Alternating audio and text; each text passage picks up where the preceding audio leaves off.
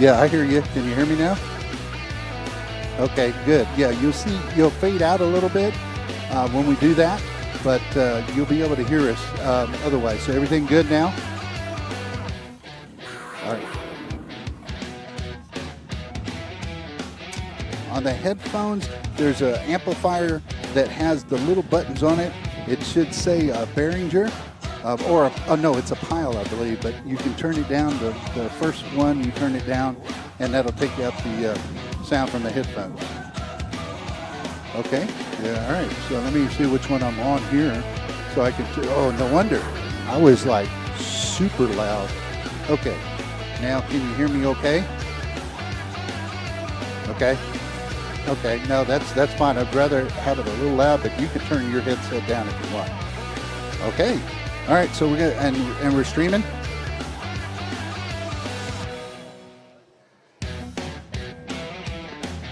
Okay.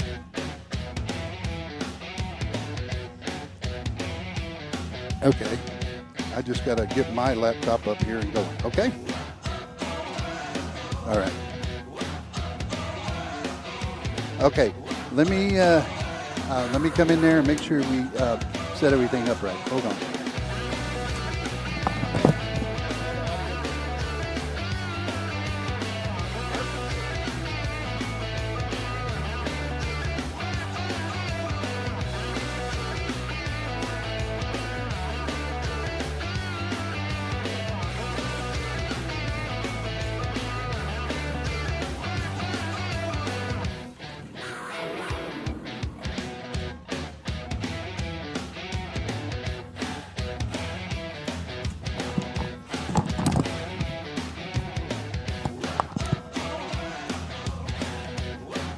Casey, can you hear me?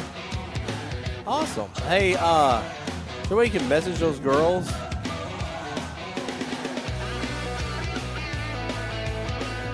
Perfect. It's a good question.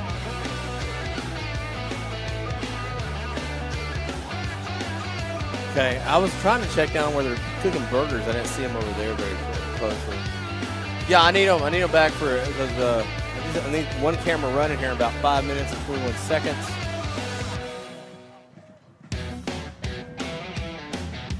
I didn't know if there's a way to send them a message on Parent Square.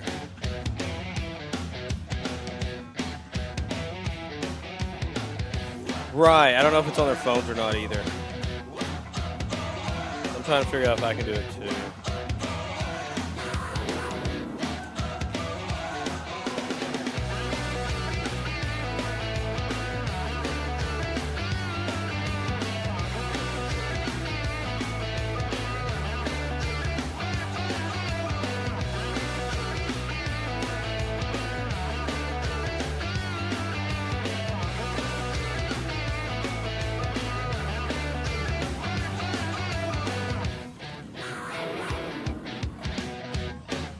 I don't know.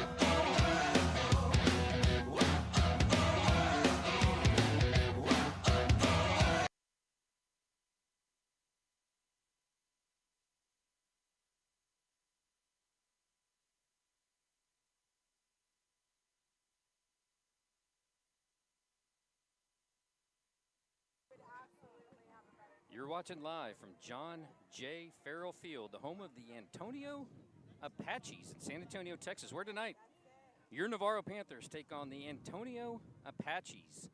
Stay tuned for the Panther football pregame show next. You're watching Panther football on the Navarro Panther Network.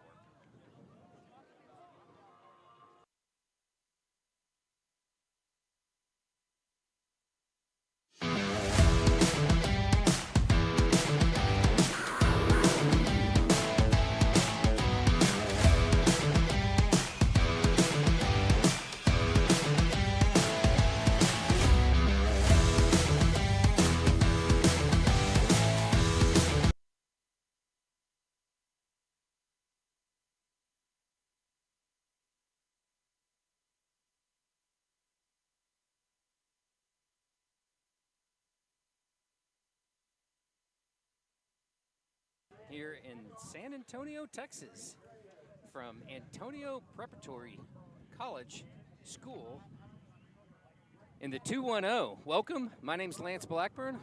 I'm here with Hank Dieter. We're here on the Navarro Panther Network, here for Panther football, first 2024 road game of the year. Yeah, and I'm back. I've been wanting to come back here. We're trying to get all the technical stuff and get all that done. And man, it takes a lot longer than I thought it would. Man, I thought I could just jump in and do that and get it done. But we're getting the students getting more and more involved. Once we get that going, you'll see each game will get a little better. So. Yeah, absolutely. But we can't complain too much. We are in the shade. We got a little breeze. Right. But we're here ready for some Navarro Panther football. So let's talk a little bit about last week. Yeah. The Navarro Panthers took care of business at home. 1-0, 35-14 victory over the Floresville Tigers. And a nice showing in the second half from our Panthers as they fought back. Hank, Floresville was inside the 10-yard line 3 times last week. Yeah, that was the big story there, yes. Yeah, that was the big story last week, right? And our defense got an interception right before halftime, got a couple of fumbles inside there, and then broke off a 92-yard long run by Trotty. Trotty, yeah, and the player of the game for that week, the first week, so that was awesome. 147 yards on the ground, 1 touchdown, great game by Trotty. Did cough up the football one time, but we'll give him a blessing on that one. But anyways, excited for tonight. Big game here, Antonio. And the Apaches come in, and last year the Apaches 2023, they are a private school here in San Antonio. Right. For those of you that don't know that, TAP school, 9-3. They are 0-1. Now they played San Antonio Holy Cross and lost 51-21. But let's go ahead. Let's preference this a little bit because San Antonio Holy Cross is kind of the holy grail here for private school football here in the area. So the Holy Cross is always. We played them a couple years back, and we beat them both times, but. They were a handful, just like Central Catholic, and those 3 schools, including Antonian, I think, are what you're saying is like the golden standard, and number 1 of that is Holy Cross. Yeah, they are, and so I wouldn't overlook the Apaches here tonight by no means. They're picked number 2 in their district by Dave Campbell's Football Magazine. They're TAPS Division I, District 2. They returned 6 starters on offense, 3 on defense, but 4 starters to their offensive line. So. They've got some big boys up front that can play, and it's going to be a good test for the Panthers this evening. So, talking about a little bit about the Navarro game. Navarro finished 427 yards on offense, 1 turnover. But I thought offensively they picked it up. They ended up wearing down the Tigers last week, and I liked what I saw there from the offensive line. So, on the defensive side of the football for the Panthers, they won the football game, but it wasn't all good all night. The defensive line was allowing a little bit of passes in front of them, 8 to 12 yards. The run defense in the second half got beat up a little bit, but overall tough inside the 10-yard line. Now, they were playing a sophomore quarterback there from Floresville, but they forced the turnovers and played that bend but don't break defense when they needed to. So overall, good game one. You know, like I said, I'm not going to say they're the GOAT because they won the football game. Because they, like I said, they paid the bend but don't break defense for the Panthers. But I tell you what, looking at Antonio tonight, if you look at them, Hank, they can throw the football. They got a big, tall sophomore quarterback. He can spin it pretty good. Right. But what's impressive for them is they've got some tall receivers. So take a look at Jude Bilauris and number 0, Bernal, both seniors, both pretty good-sized fellas, and both can run. Now, all the receivers seem to be a threat. So I'm going to be watching the Navarro secondary very closely tonight and see what they can't do. Yeah, you talked about. I know we talked about this at one time. They're like a run and shoot team. You know, right. like the run pass, and they make you. Have to. You can't just commit to one. You have to really be aware of both. And the big thing tonight for Navarro is tackling. Yeah. They've got to tackle in space, and they've got to tackle well because the Apaches have got some big, tall receivers, strong receivers, fast, quick receivers that, just because they catch it after 5 yards, they're going to get that yak yardage, as they call it, or look to get it against the Panthers. On the defensive side of the ball for Antonian for the Apaches, they run basically – normally they would run a 4-2-5 defense. Against Navarro, everyone's going to bring up a couple backers.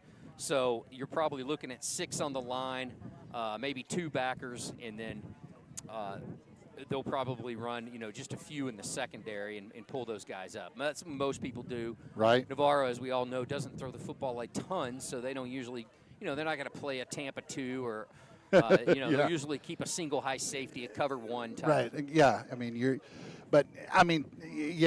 got to look at, what kind of the personnel they have too, and they've got some quick guys that can get to the ball and make some things happen. They do. They've got a nice nose tackle. Keep an eye on number 50, Jermel Lamar. He'll be lining up right over top of our center, which will be Carlisle tonight.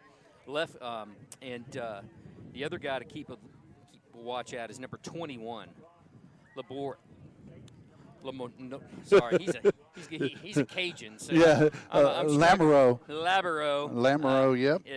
He's a senior. He's a backer, and he makes quite a few tackles from that position.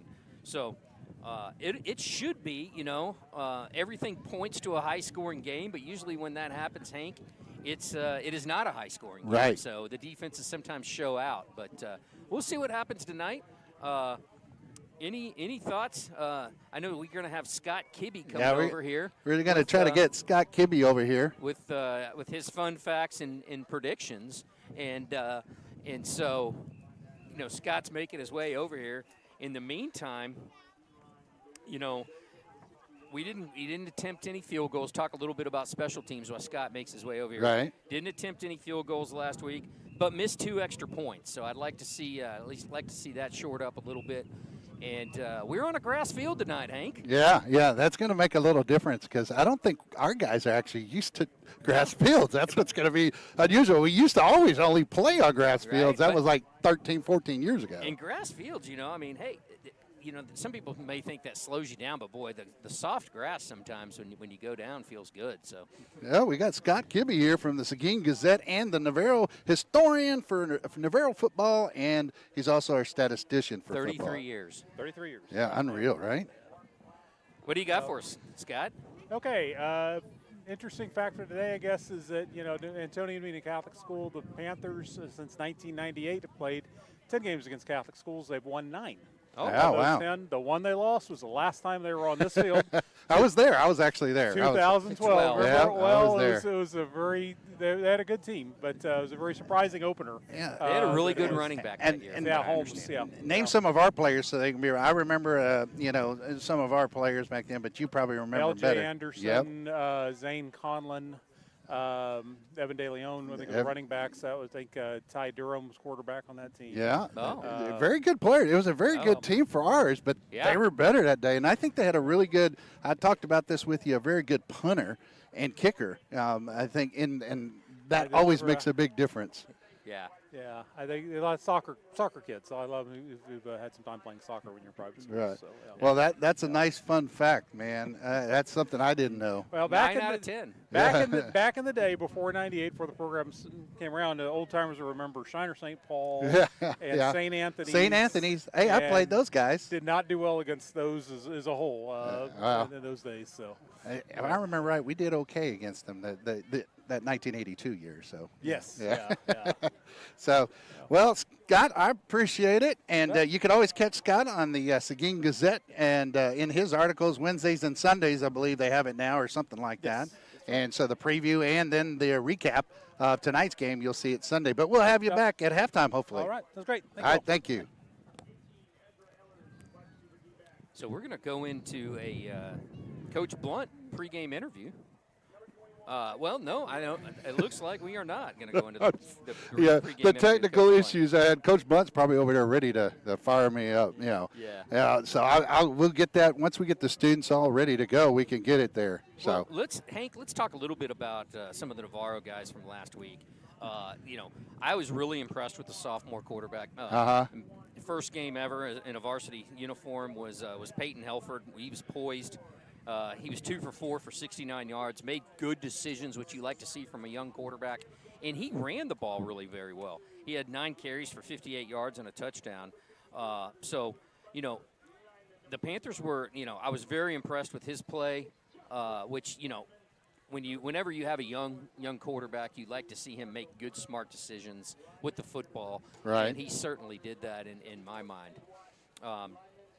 The other thing that the Panthers' third down conversions they were 58%, 9 for 12, but fourth down conversions they were 4 for 4 at 100%. And then on the defensive side of the football, it was about a similar mirror here. Defense held them to 54%, 7 for 13, and then on fourth down 2 for 5.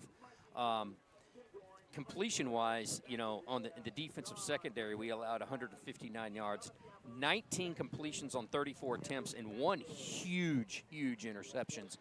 Right there before half. By Kenaway.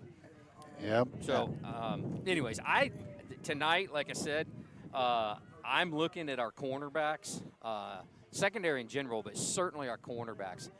We were playing, a good 8-10 yards off the football. We'll see if we continue that trend tonight. Right. They were, dropping some passes in front of us, but they're certainly going to be tested deep a lot more tonight than they were in game 1. Yeah, I mean, as I talked about earlier, when you have a football team that can do both, run the ball and pass the ball very well. Yes.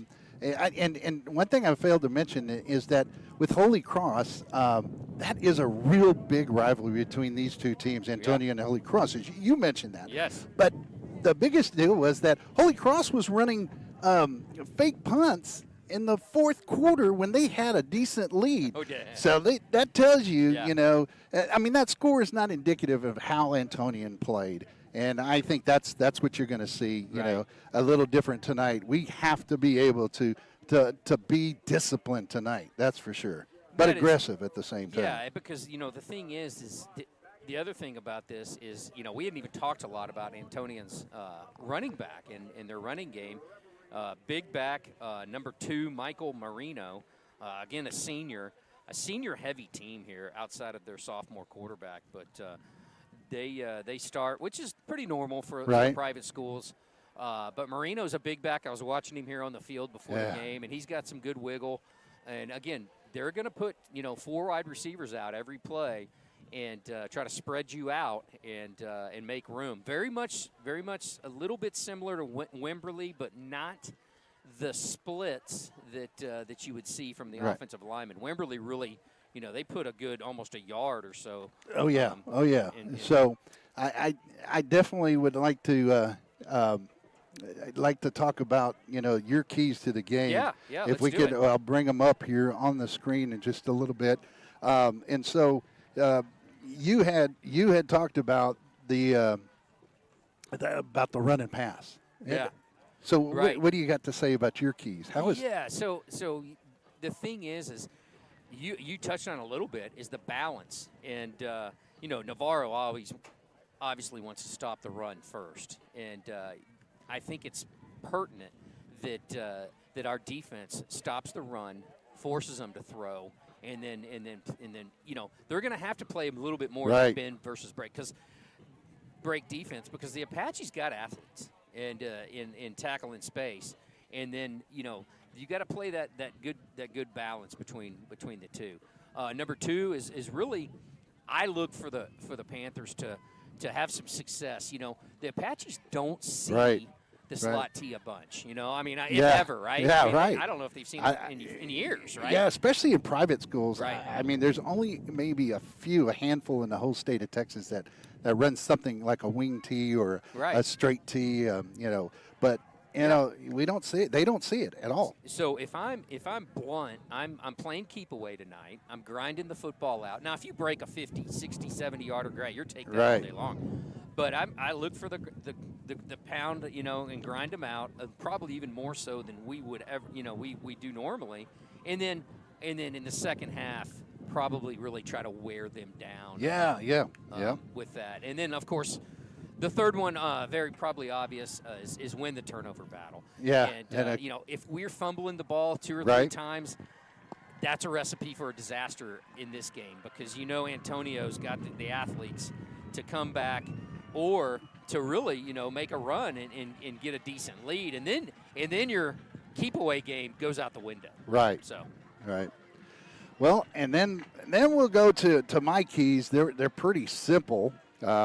I kind of go close to what I talked about with you last week. Is basically I need to see our line of scrimmage being controlled by our line. Our offensive line needs to control, on both sides of the ball with the defense. And defense cannot get too deep in the backfield because you'll take yourself out of the play. I don't know how many times I've said that last year, but go to the heels, of the linemen. But if you get too much penetration too quick, they're going to take advantage of it with screens Yes. or counters. Yes. And so, you got to be aware of it. Also, we talked about it in a coach's preview when the coaches told us that, definitely they have to be disciplined. When the guy lets you go, hey, Yeah. something's up. That's automatic screen, right. Right. And then my other key is we've got to be the first ones to score, I believe, or at least we have to score early and we have to score often. And then I agree with you on the fact that we have to grind it to finish it. We have to get it to grind it to finish it. That's going to be my saying this year. Right. My catchphrase is Right. grind it to finish. And if we can grind it to finish, just grind out the game, do the old Panther-style football, get the lead, and in the fourth quarter, just take a 98-yard drive all the way down the field, takes the whole quarter, and we're done. And then be aggressive on defense, but be smart. I really want to see the aggressiveness from the linebackers and the defensive backs. And they're young. You talked about that last week. They're very young, so we have to be able to come after them, and we have to attack them.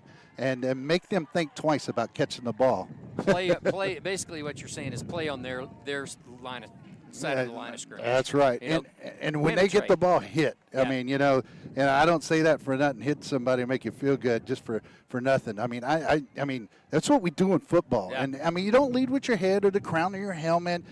We don't do those things anymore. But Right. I mean, hey, those shoulder pads and the wrapping up and you take them down. Right. Don't give them an inch. Absolutely. Here come the Panthers out on the field. Yeah, let's see if we get wearing the Stormtrooper white, Yeah. all white. See if we get.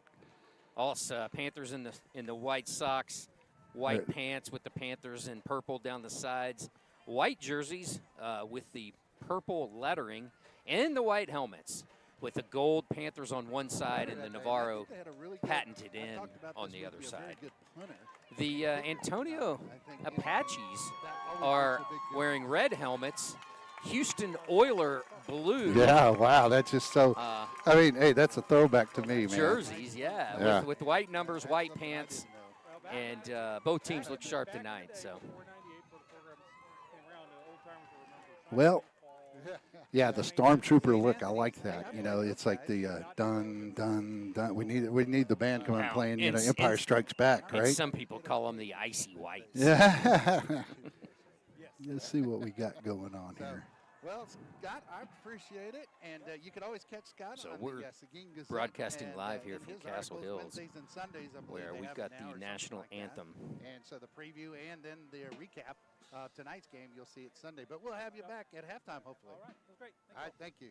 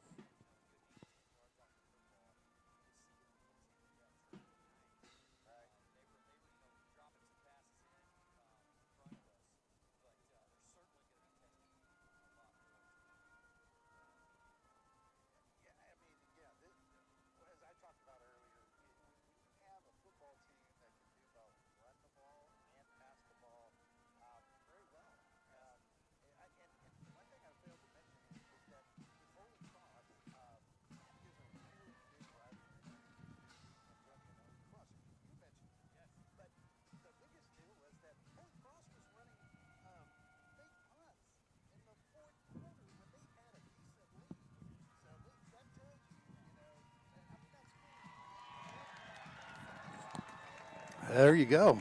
So we're here live from Castle Hills, Texas, on the campus of the Antonio Apaches private school. It is 91 degrees, Hank. We got a nice stiff breeze. Yeah. I think we're coming out of the north. Yeah, northeast at 14 miles an hour. Winds should die down a little bit by the second half, though. Yeah. I don't know if ours has been refreshed, but it shows 93 on the field. Oh. And here come your Panthers. I think it's during the prayer.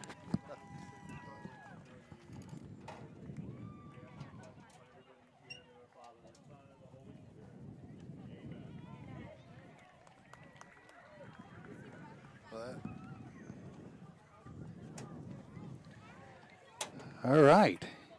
Got them out on the field, and that's a good thing.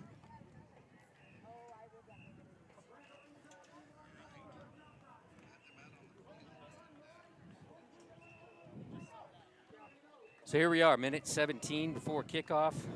Beautiful night here for September the 6th. Not too hot. Nice cooling breeze. Oh, yeah, just got to love it. Yeah, just got to love it. So we had one correction tonight in the numbers that are going to be out there. If you see it, it's a different number, but number 60 will be Ledesma tonight. Ledesma. Ledesma is usually 72, so that is a number switch.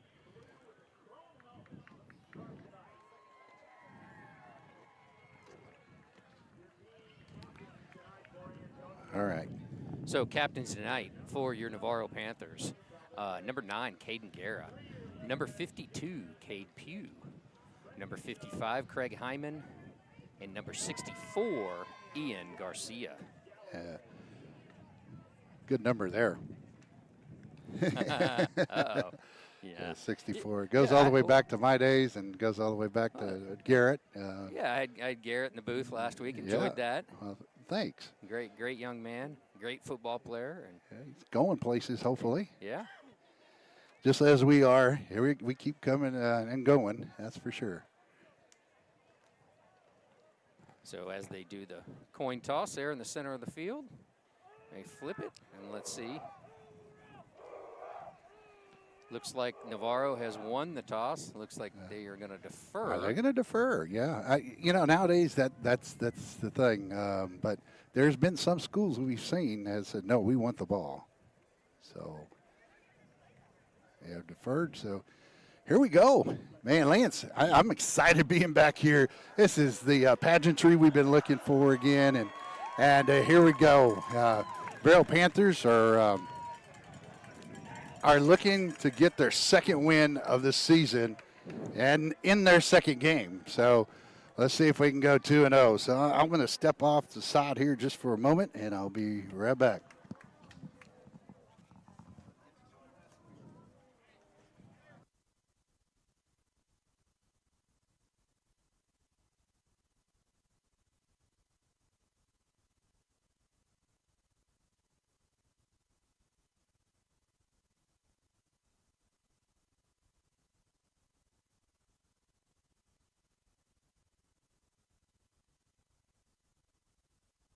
receiving.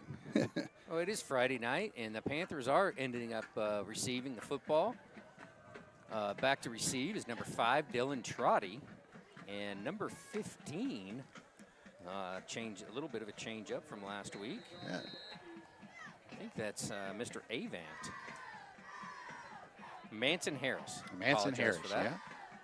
yeah. And it's caught there. Looks like he's brought down after a short gain, and that is Blevins, number 7. Riley Blevins, a junior, returns it for about 3 yards. Out to the, looks like the 28-yard line's where they're going to mark that. 1st and 10 for the Panthers.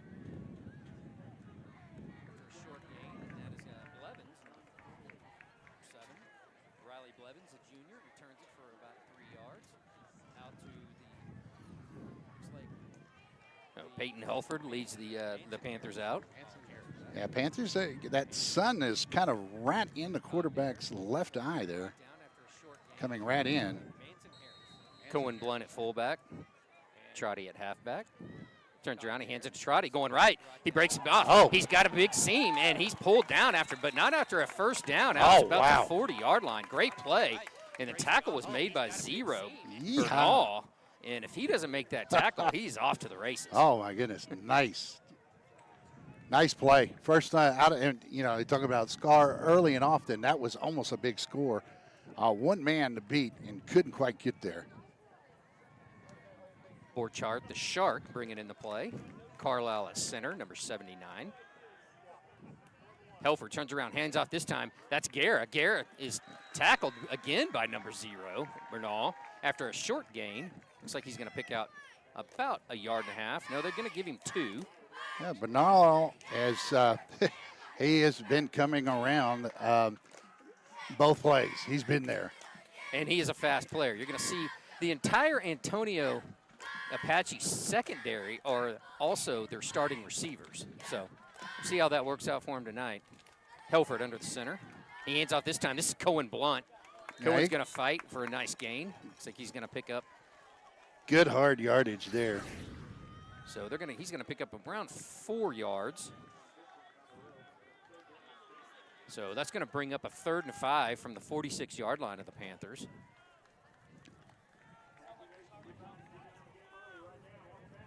And that's Chambers bringing in the play. Caden Chambers, that is.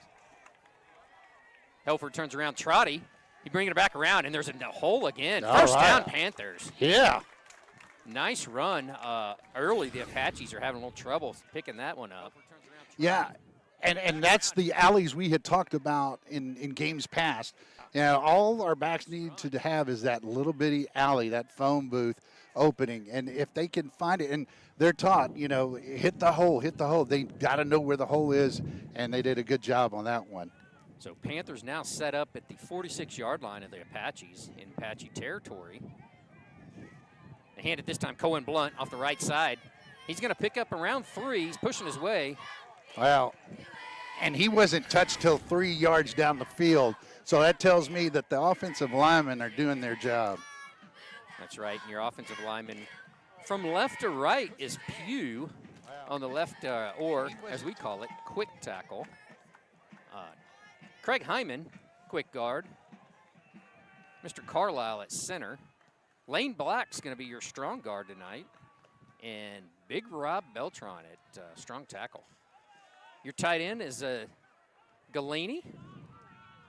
Panthers going to give a little bit formational change and look. 2 guys split to the far side. Helford under center. He hands it this time up. But the Apaches are all over him. Let's see who that is. I think it was Guerra. Yeah, I think that was Guerra. It just didn't quite develop. You know, on this side, the defense for Antonian, the Apaches made a big play. So, and the stands are packed tonight. If you look at the Apache sideline, glancing over there, they came out in full force. This is their first home game of the season. So that's going to bring up a big 3rd down and 5 from the 41-yard line of the Apaches. Helford hands it to Trotty again. The successful play, but this time the Apaches are there. It's going to bring up a 4th down. Yeah, it's a big pileup. That was a scrum. Let's see what we got. It looks like around 4th, and I'm going to say 2 two and a half maybe. 8:14 Ignore the spaces. Let's see. left here in the first quarter. Panthers going to go for it from the 38-yard line of the Apaches. Well, this is a question. Do you give it to the obvious, the big back 33 Cohen Blunt, or do you use him as a decoy? That's always the question. And it looks like Cohen has changed his number back to 8 this week. Sorry. Oh, Big Rob jumps. He jumps number 71, and that's going to back the Panthers up 5. Let's see what Blunt does here with this decision. It's going to be 4th and 7, 7.5.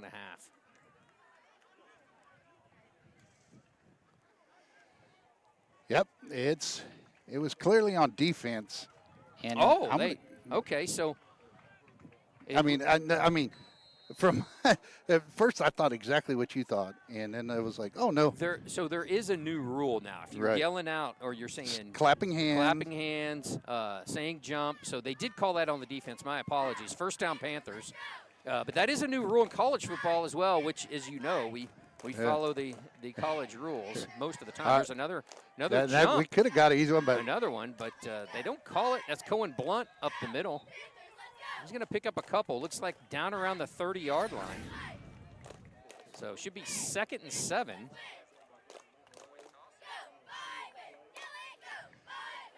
So now, you know, that's the 3 yards, and we can say a cloud of dust today. That's right. And not just the plastic pellets. That's right. I love to see the grass field, though.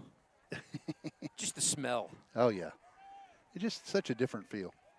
Helford this time. It's Guerra. Guerra going around. Not a ton of room. He does pick up a few. Right, and that's what's kind of demoralizing to a defense when you have a player that's just grinding it down. I mean, a team that's just grinding it down, and you can't really get a stop in the backfield or anything like that. Let's see if the Panthers can keep this up. Hey, I'll take a 4th and 1, but I don't want to see it. But, you know, at this point, let's keep it grinding.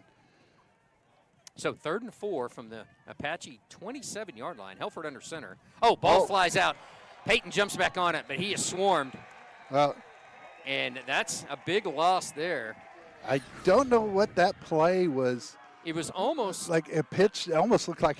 Well, I don't know if he pulled out too early or he pulled out too late. But the ball almost looked like a shotgun snap coming flying back there. And it's going to bring up 4th and 9 from the 32-yard line. 5:48 left here in the first. Panthers' first possession. They've had the ball the entire time. We're trying some OCR software, so sometimes you'll see the clock show 55 minutes, and it's really 5 minutes and 36 seconds or less. So Panthers are going to go for it. He's going to roll left. He's got a receiver. It's Cohen Blunt. He's got some room. He's got the first down and more, and he's going to score. That's a touchdown. Touchdown. Go! Great rollout. The Apache defense was completely fooled on that. Perfect pass. And here's the replay. As you know, Cohen Blunt's not easy to bring down there in the open field. Big boy. And there was no one there after the would-be tackler missed. Yeah, nice run.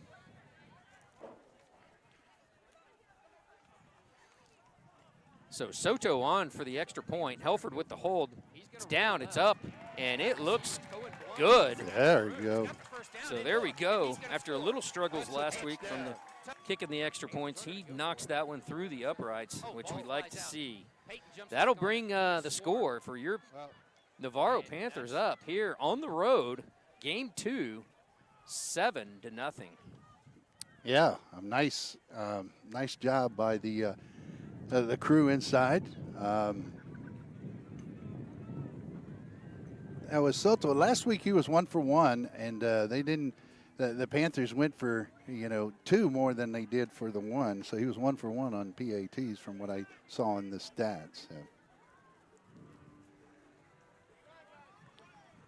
So 5:22 left here in the first quarter. Panthers take the ball and drive it basically 72 yards. 72 yards on the drive. The clock is adding an extra second in the spot. Now it's back to 5:22. So kicking off for the Panthers is Soto, number 30. As he kicks it. Oh, wow. In the hole. It's a bouncer. Number 8 jumps on it there for the Apaches and just falls down. And he's going to be, they will set up shop there. It looks like somewhere around their own 35-yard line.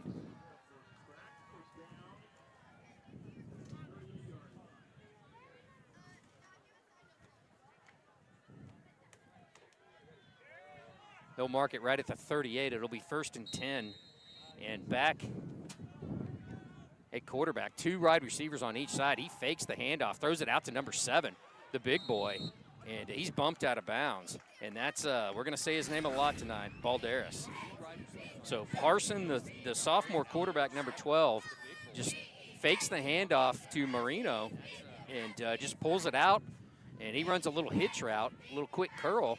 Right. And throws it, and they must have watched film, obviously, because they threw it right in front of the Colorado Kenaway there for the Panthers. That'll bring up 2nd and 5. Throws it out to the back. That's Marino. It looks like he's going to have a first down and more. He breaks a couple tackles, and it looks like he's pushed out of bounds finally there by the Shark. Well, it shows you his elusiveness, and you've got to be able to hit him not too low or he's going to go right over you, and he's got strong legs. You've got to be able to wrap up midpoint, right belly button down, waist down, and then wrap up, and then, take him down an alligator roll. It doesn't matter, but get him down. Yeah, tackling, as I mentioned in the onset, is going to be key for the Panthers tonight. So first down and 10 at the 43. He's back to pass. He fakes it. He sees some room up the middle. He's running, and he's still going, fighting. Several missed tackles there for the Panthers, and he is down around the 30-yard line of the Panthers. And we talked about this early. The Tigers gashed us up the middle quite a bit, and looks like we've got a timeout. Is it an injured player timeout? Yes, it is. And is that the quarterback? I don't know. I couldn't tell, but it looks like he's cramping. Yeah, and that's there. early, and it's cool. It's a cooler night. You would expect that on a real hot and muggy night, but it actually feels good to be out here in the shade. But they're in the sun right now, I can tell you that. So the ball is down at the 30-yard line of the Panthers, and probably good for the Panthers maybe to regroup here with the injury timeout. And, well, do you have some other real quick points and some things that have been going on at Navarro? Yeah, so last night in sub-varsity football, the Panthers took care of the Apaches in both games. A 41-21 win by the JV for the Panthers, and another win by the freshman team. A big win, 38-8. Both home games out there in Geronimo. Nice way to come into this one, up 7-0 tonight. But the Apaches are driving. Quarterback looked like he got some cramps. Parsons, so number 14, Hernandez, comes in. He hands it off this time up the middle. That's number 2, and he's got a sizable gain. He's still fighting. Oh, man. And looks like he's finally tackled down there. But not before he gets about, looks like 8, maybe 9. No, they're going to give him a. Well, let's see. The chain gang was pulling, but hold on. The linesman does call timeout. And, I don't know if that's a, that's a Panther timeout. And I was wondering, was there any substitutions that were made by the Apaches? We have the opportunity to substitute as well, and I didn't get to see if they did or not, but I'm not sure. But, if one team substitutes, the other has the opportunity to do it. And usually you'll see the umpire or the head referee come in and cover up the center so he cannot snap it. So it is a timeout. It does give the Panthers time to regroup, but it also gives the Apache quarterback time to maybe the starting quarterback at least get back on the field as well. So. Well, Lance, thanks for that information too that you're giving us, and you talk about how we'll talk about it one time. How did the sub-varsities and all that, how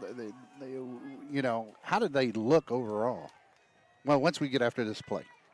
So it's going to be second and 1, it looks like.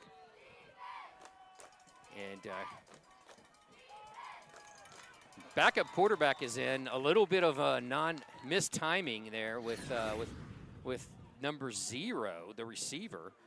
That's Bernal. And Bernal is a smaller, quicker. Well, I take that back. He's a tall. Number 7 and number 0 are your tall receivers, big guys. And then it looks like number 6 in the slot is one of your quick guys. Number 8's a taller guy in the slot as well for them. So throws it out. And Bernal lost it. Yeah, Bernal can't see it. He's right in the sun. And the pass was low and to his left side, or the player's right side, our left side. But yeah, you could see he was waving in the sun. And it's 4th down. Yeah, here we go. Big play. 1. So after a couple of quick pass plays out, maybe they should throw it to the shady side. Yeah. Yeah. Right? All right, to the wide side of the field. Yeah. You got. But fumble. And the Panthers stack them up, and that's number 65. That's Vogel coming in there, and Craig Hyman, both of the linebackers come in and stop the Apaches when they were moving the ball quite easily down the field. But a couple of drop passes in the sun on the left side of the field there causes the drive to stall. A huge play. Again, defense is bending but not breaking, right? I mean, and we had a little help, mishandled snap on that one, and it's like, hey, you take anything you get at this point. Now the Panthers have to take advantage of it. Obviously, it's not something you just sit back on. I mean, wouldn't you like to see a play action here for one time with the Panthers? I mean, I know it's deep in their own territory, but sometimes you go big or you go home. There it is. He's got him wide open. He's got a wide open 14. My goodness. And he gets hit and knocked down. But that's number 14 running wide open out here. I think he could have the wind may have slowed it down a little bit, but he could have lobbed that baby up there. That's Corbin Hannibal. Yeah. He didn't have anybody around him. Man. The Apaches were, and you called it. He was expecting the. Yeah. Oh, man. I don't know why we couldn't put it down there, but maybe he saw something. He couldn't get the right angle, didn't want to chance it. But Halford, took and ran the ball and still, got back to the line of scrimmage, luckily. So that's going to bring up a 2nd 10 from the 14-yard line. And so Halford under center goes back to Trotty. Trotty cuts back, and that is the play of the evening for the Navarro Panthers. I mean, outside of the flat pass that scored for 32 yards, Trotty has been the workhorse for the Panthers tonight. 3rd down and 5 after a 5-yard gain. Ball out on the 19-yard line. 3:07 left here in the first quarter. Yeah, Trotty, you'll see, here he was, up to, I believe it was close to 147 yards here, but last week it was pretty amazing. So they're going to split Trotty to the near side along with number 7. Helford's going to keep it on a follow. Oh. I think he's going to be a little bit short. Just short by about 2 yards. This puts the Panthers in a real predicament. I mean, are you just going to pass the ball? It's 4th, and you just call that a 1? Yeah, I think that's about 1 yard, maybe a 1.5. And Helford's a good little runner, a quarterback. He reminds me a lot of a kid named Brian Butler that was a good little running quarterback. Yes, and Butler from like 18, 19. Yeah, it was the 18 season. 18. Yeah, and he was a good running quarterback. And this is what this Helford reminds me a lot of him. And maybe Helford's just going to try to draw him off sides. He gets underneath there. But I think a better passer, though. Sorry. No. He calls timeout. And so the Panthers do just try to draw him off sides. But, yeah, I do remember Brian Butler. That's right, 18. And, because Billings was the QB 19, 20, and 21. Right. And here with the Panthers, obviously, but punting against the wind, too. I mean, the wind is kind of varying cross-field and sometimes right at you, a headwind. And so – if you punt this ball, you're really going to net that much more, but you're deep in your own territory, so you have to punt it. Yeah, I go through that whole scenario, and like at the end of that, no matter what, you go ahead and And well, if you fumble the snap and you give them the ball at the 18-yard line, I mean, the way they were moving the football. Yeah, you'd almost want. Nobody's coming back out to. Doesn't look like they're going to go on punt formation. Well, Helford's your punter, so you just don't know. Yeah, you can see a. You can see a quick kick here. Oh, they do hand it off. That's Blunt. He goes up the middle. He's so the Panthers, and that's going to be a first down for the Panthers. There you go. So they do end up going for it and making it. So good hard run. The Panthers again playing keep away. And Blunt there, he did stay lower. I mean, you talked about it, I think, as well. Is that sometimes he runs a little high for a big guy. That time he had his pad level low, and and he rolled on top of a couple of guys still. But good job by Blunt and the offensive line. First down in 10 from the 26-yard line for the Panthers. Their own 26. He's going to hand it this way. He goes back. Helford does a follow. Gets around the corner. Sophomore quarterback with nice yardage. Almost a first down. It's going to be close. Pickup of at least 9. Seeing where the spot is. Could be. Yeah, it's going to be just short. Second and about a half yard. Sophomore quarterback with nice yardage. So great play there. Again, Panthers playing keep away here. Time of possession is heavily in favor of the Panthers tonight. Yeah, I think we have a smudge on the one camera. I was looking at the replay, and I see every once in a while a fingerprint or so when you're setting it up there. They hand it off again. The Blunt, number 8, off the right side. Yeah, basically a dive play. Hey, that's going to be a first down for the Panthers. Hey, we're playing grind it to finish it early. I like it though. I mean, just take what they're going to give you. Don't do anything fancy until you need to, but I'd like to see a few more touchdowns up on the scoreboard. Avant Bates, number 24, brings in the play, playing swing man. Tight formation. Handoff there to Trotty. And this time that Trotty is bottled up, so. Half, I don't know if you saw that, but half of the Apaches went with Helford and the back. So well, again, we talked about it on the pregame. Is how often do they really see it? Right. The slot T offense. Well, and, there's a lot of misdirection, and your eyes have got to you got to stay disciplined. And that's the end of the first quarter. Yeah. With your Navarro Panthers up here in San Antonio, the 2-1-0. Playing the Antonio Apaches 7-0 here tonight, going to the second quarter.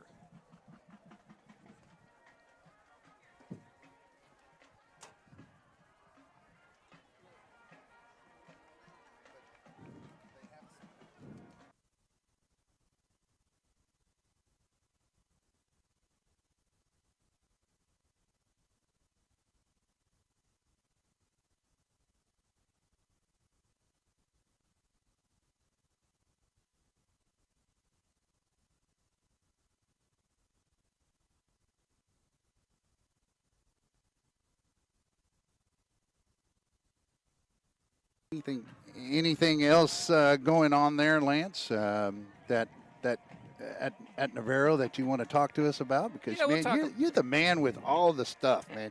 You got more insight than I do, since I haven't been, kind of in the loop here lately.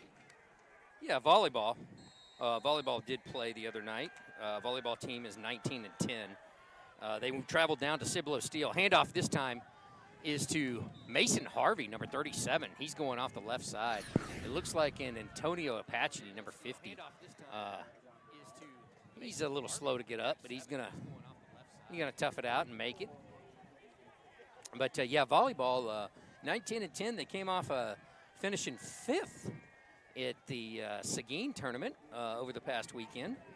They played Steel tonight. They are in Floresville. Yeah, and still they took it to at least 4, It was. Yeah, the Panthers won the first. Lady Panthers won the first set. Right.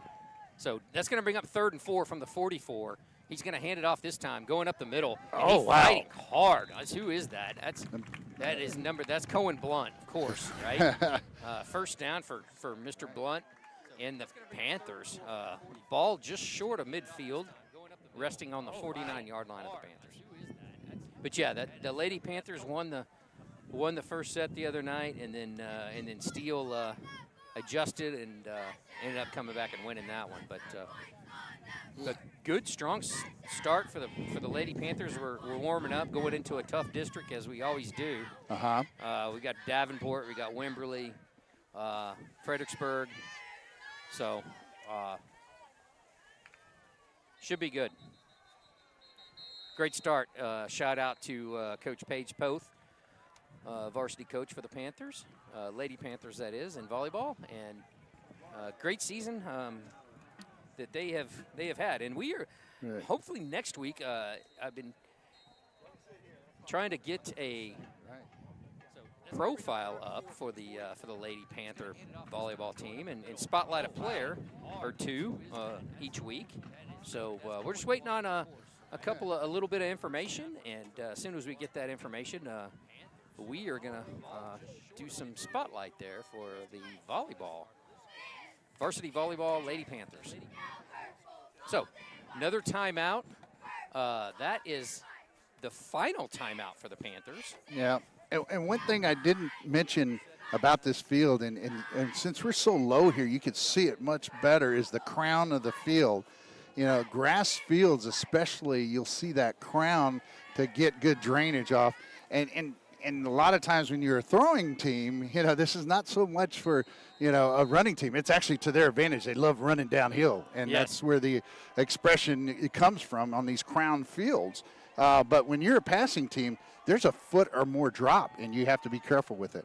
Helfer back to pass this time. He's got Galini open. As a little overshot Galini. Galini was covered very well there at the end. Nice athletic play there from number 7, Balderas, the kind of the leading receiver for the Apaches.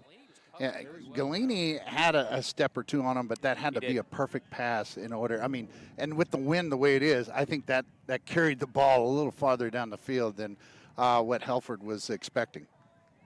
So that'll bring up 2nd and 10. And that we just talked about the crown of the field. That's a drop. That's a foot drop. That's right. Handoff this time up the middle. He is going to be stacked up. He does cross midfield, but you know, Antonio's got to. They're going to have to make a stop here, or the Panthers are going to eat up most of this quarter as well. Right. You know, and then again, it's got to be frustrating, right? You know. That's right. For the Apaches, but you know, that game plan's coming to fruition here for Coach Blunt. I mean, you're playing defense right now as well. You're playing keep away, and you're not letting, you know, a pretty explosive offense have the ball. And they're chomping at the bit. I mean, you look at their sidelines, they almost have, I'd say almost twice as many, you know, as we do at times. It's on the field, but they play 6 players. So 3rd and 8, and that's Trotty, but he avoids a tackle in the backfield, but he doesn't get past the second man. And the second man is number 6. Yeah, another two-way player there. That's Preston Jones comes up and makes a nice tackle on Trotty. And this time, the Panthers look like they will punt. It is 4th and 10. 9:24 left and counting here in the second quarter. Panthers up 7-0. My name's Lance Blackburn. I'm joined by Hank Dieter. And we are here at Antonio Prep High School in San Antonio, the 210. Yeah. By a creek and railroad tracks. So the punt this time by Helford. Nice kick. Boy, he booms it. That looks like yes, and it does roll in the off the back of the end zone. Well, that tells you how the wind has something to do with that. Yeah, he got it up in the jet stream there, didn't he? That's a good one, Lance. Yep. You're exactly right on that one. The wind carried it, but a little too far. Sometimes you like to see it. You know, I mean, in this case, when they had nobody going back for it, hey, stop at the 1. Yeah, it bounced. Bounced right there at the 1 and bounced back at the 2 or 1.5, right? That's right. All right, 8:57 left. Your Panthers up 7-0 here. Second quarter. Nice, comfortable, breezy evening. Sun's basically behind the trees, so shouldn't be a factor the rest of the night. 2 receivers to the left, 2 to the right. Starting quarterback, sophomore Parson is back. Parson throws it out this time. Nice move. He stays on his feet. Coming up and making the tackle, though, is Benish, number 10 for the Panthers. Yeah, Corbin Benish came up and, made what we were talking about earlier, a good, solid tackle this time. You know, you had the first man miss, but that's okay as long as you're slowing them down and letting the rest of the defense go. But you like to see the first man make that tackle. So that'll bring up 2nd and 8. He gains 2 from the 22-yard line. He's going to fake the handoff. He throws it out to the right. That is number 7. That's Balderas. Balderas with a sizable gain. And see where they mark it.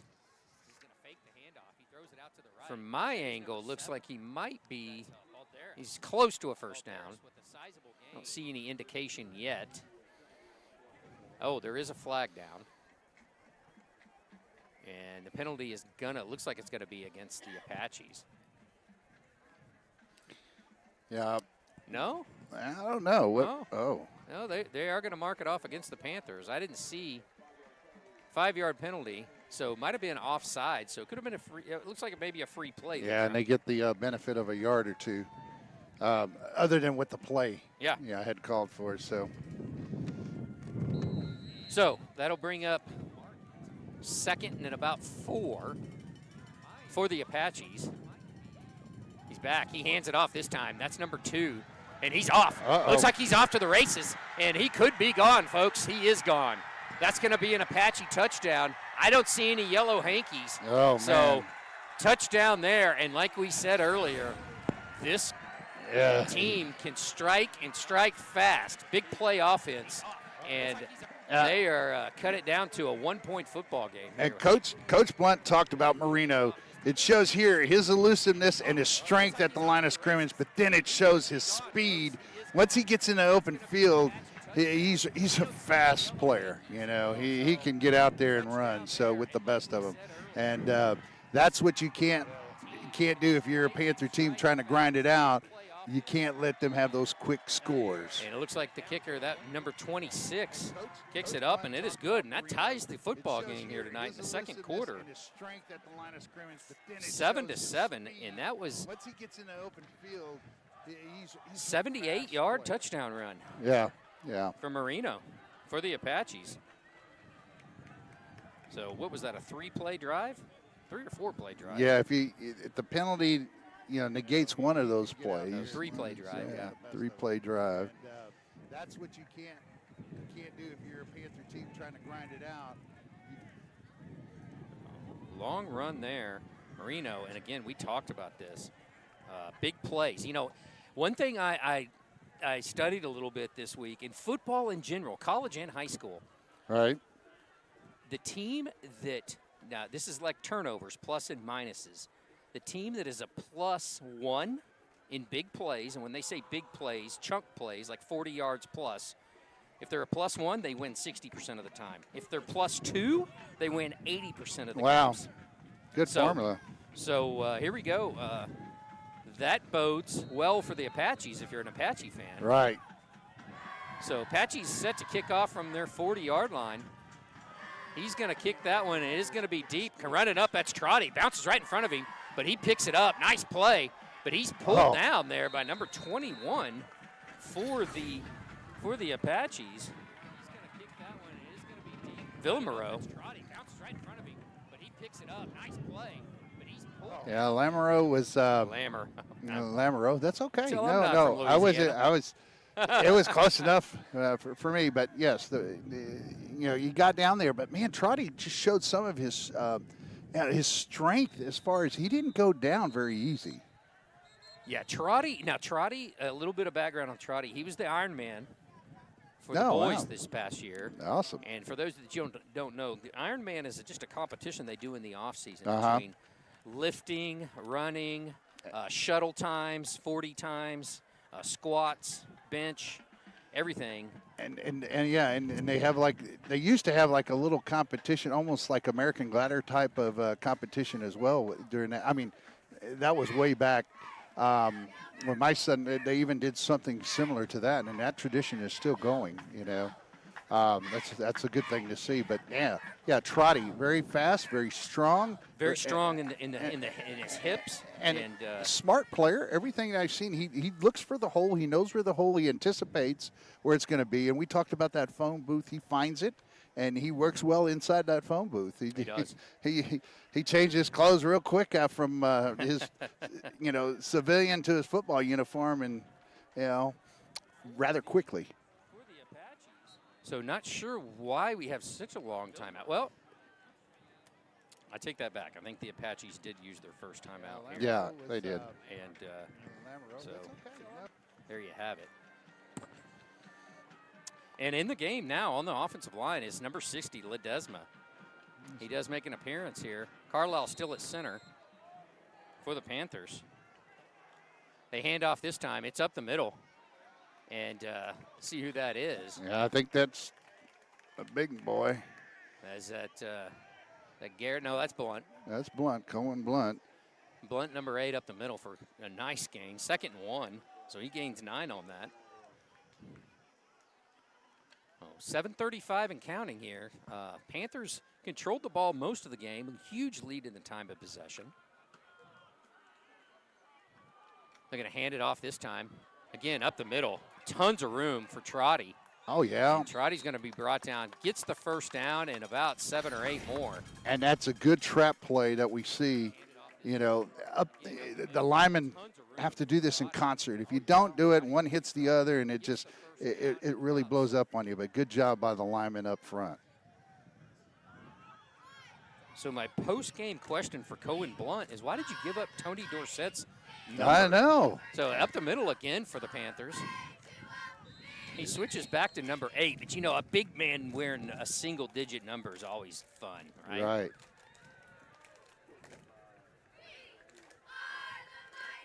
Nice gain there for Blunt, about 4. It's going to bring up 2nd and 6.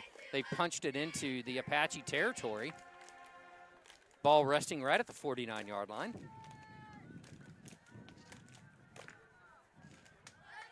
Helford under center. Hands it this time. That's Guerra. Guerra with a bunch of room. All right.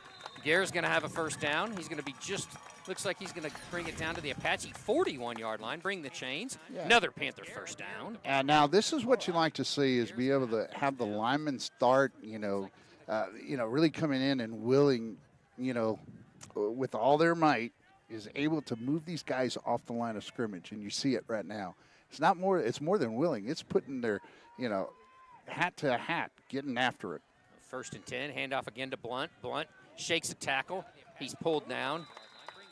And, the thing with this is what are the Apaches going to be doing in the third, late in the third, in the 4th quarter? Are they going to be tired?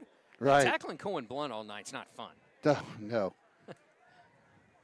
Or Guerra. Guerra's a good-sized back, and Mason Harvey is too. So a plethora of large, big, strong backs for the Panthers. 5:30 and counting here. It's going to bring up 2nd down and about 5. Helfer drops the ball. It looks like he has. And the Apaches look like they are on it. Who is on it? Looks like Helford almost got it, but number 8 comes up with it, and that is going to be. That's going to be Aaron Molina. Aaron Molina. Great play, quickness. Because I thought Helford, I saw him drop it, and I saw him attempt to jump on it. Right. But that is not what the doctor ordered for the Panthers. Oh, no. A fumble there in the Apache territory.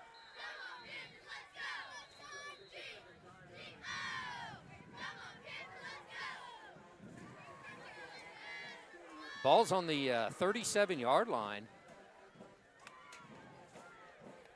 of the Apaches, and they will take over there.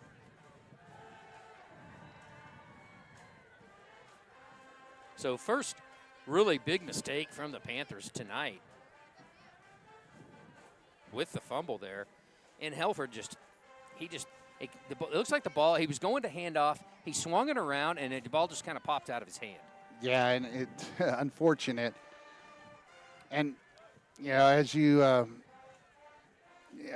it's not humid, but as your hands sweat and things like that, weird things happen. So you have to make sure that, there's a towel that you need to use between every snap. And I can tell you that from my son being a center, he made sure he always had that towel for his quarterback. Well, that was his job. Yeah, absolutely. And there was a switch at center this week. Hernandez was your starting center last week. Right. Carlisle's your center this week.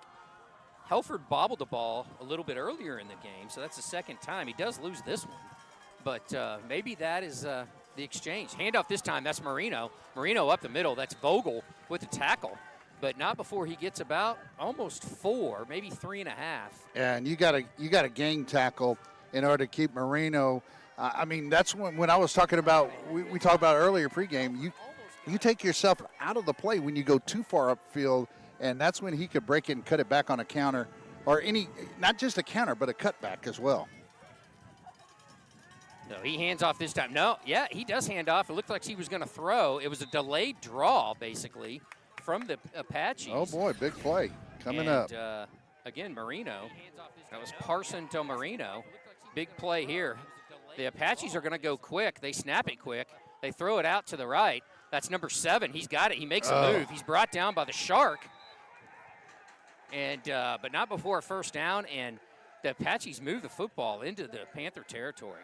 4:26 left here, tied 7 here on the road, and the hurry-up offense is going here for the Apaches. Handoff to Marino off the right side. He's met and hit, but he drags a Panther, number 7, Blevins, and looks like he's going to get at least 5. They got whistles, so and looks like there's a couple of hurt players. One yeah. slow getting up is Guerra, and there was an Apache player that was kind of getting up slow too. So Guerra walks back. He's fine. He's kind of taking that right arm and working that out. So 3:49 left here. 7-7 football game. Great evening here in San Antonio. Couldn't ask for a better evening, especially for September the 6th. Snap. He passes it out again to the right side. Short pass out to number 7, Balderas. So Jude Balderas, the senior wide receiver, just running quick little 5-yard, 6-yard, 7-yard hitches, and just catching the ball in front of the Panthers secondary, and then just turning upfield, maybe gaining 2 or 3 yards. So taking the script from the Floresville Tigers last week. 2 receivers to each side. Parson back. He hands it this time to Marino. Marino's got a bunch of room up the middle. He's brought down by Benish and Blevins. Yeah, and a team like this, you got to make them work for it. You can't give up those big plays as we saw earlier. And maybe you're seeing the Apaches now try to slow the game down a little bit. They hand it again up Marino. And, you know, they're recognizing the fact that their defense has been on the field quite a bit in this football game. And they want to have something left in the tank for the fourth quarter. So that's going to bring up a 3rd and 1 for the Apaches from the Navarro Panther 24-yard line.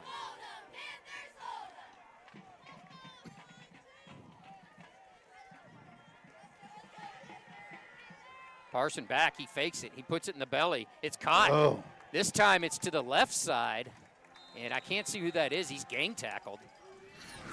That was Montgomery Elder. That's number 0, Bernal. Bernal loses his helmet, so he's going to have to go off the field. This time it's to the left side, and I can't see who that is.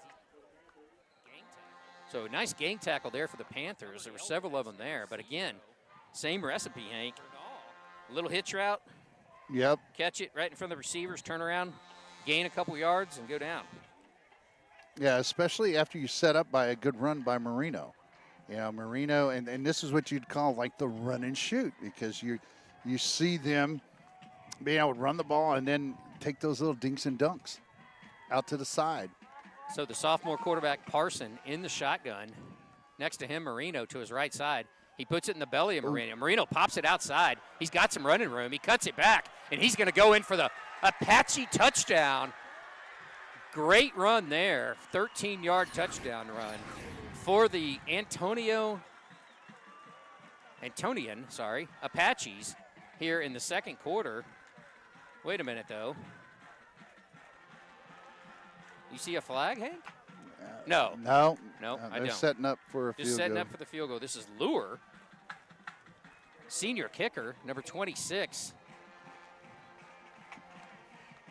13-7, pending the extra point. Low snap, kick is up. It is good. And that's going to put the Apaches up here in the second quarter with 2:02 left in the first half. Wait a minute, there is a yellow hanky down. Panthers are running back to the huddle. Both teams are clearing out, so maybe it was after the play. Coach Blunt walks out. The refs are talking about it. There is 2 yellow flags out there. Yeah, they're waiting on the extra point if it was offsides defense, but we've got the linesman over talking to if it's offsides, okay, that's good. So it must have been against the Pan. Yeah, either after the play or, defense was offsides. Oh, and, right. You know, and they were talking because I saw Coach Blunt over with the linesman, so trying to determine that. So they did count that point good. So that's the second touchdown of the night for Mr. Marino, is the star for the Apaches. And the question is, Hank, did they leave too much time on the clock? Yeah. We haven't seen it as much with this team. We've seen more of the grinded out. But when Trotty made that long run, 92 yards last week, when we saw him make that run, that's like, oh, that's what the slot T should do, is set you up. You grind, and all of a sudden, boom. You take that big play. And we hadn't seen, a lot of that as much.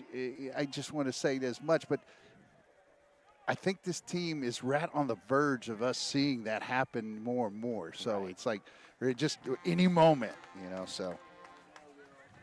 So you are correct. That is going to be, it looked like it's going to be a personal foul. Yeah. And so, no, I wasn't correct. You were correct. Check that. So they do back it up 15. So they're going to kick off from their 25. Should give the Panthers good field position. And back is number 5, Trotty, and number 15, Manson Harris. So going to test the leg here. Devin Lure, he kicks it. Boy, he's got a pretty good leg. That's a nice high arching kick fielded by Trotty, and he spins away. He's got some room. The Apaches cannot find him, and a nice return there by Mr. Trotty. Dylan Trotty with a huge return into the Apache territory. Right. Oh, man. Yeehaw. Great play there by Dylan Trotty. Oh. And Panthers now, when I just said, did they leave too much time on the Right. You were right there with you called it. I think the Panthers, they got the ball. Let's see where they're going to spot it. They still haven't spotted the football. No, we're sitting there trying to figure it out. Yes, sir. But wait a minute. Now we got a penalty on top of that. I could see it, but I didn't know if No, he's just spotting the football. Okay. So, once flags start rolling, you're thinking, oh, man, is that like a snowball effect here? So the 38-yard line of the Apaches. So fabulous field position here for the Panthers. And Galini bringing the play in. The Panthers do not have any timeouts, but with 1:54 left here in the first half, they should have plenty of time to score. Helford under center. He's going to keep it. Goes off to the right side. He's got some room. He takes a hit, and he's finally pulled down there about 21. Big play. Another first down and 10 here. Big, nice play. You could see him using that offhand, too, and you like to see, there's a lot of running backs I could think of in the past that Panthers that had, and they used that off arm very well, and that time Helford did that. And Helford, a left-handed quarterback, he had the ball in his right hand, so he stiff-armed with his left hand. 1:29 left. So what do we got going on here? We're going to reset the play clock.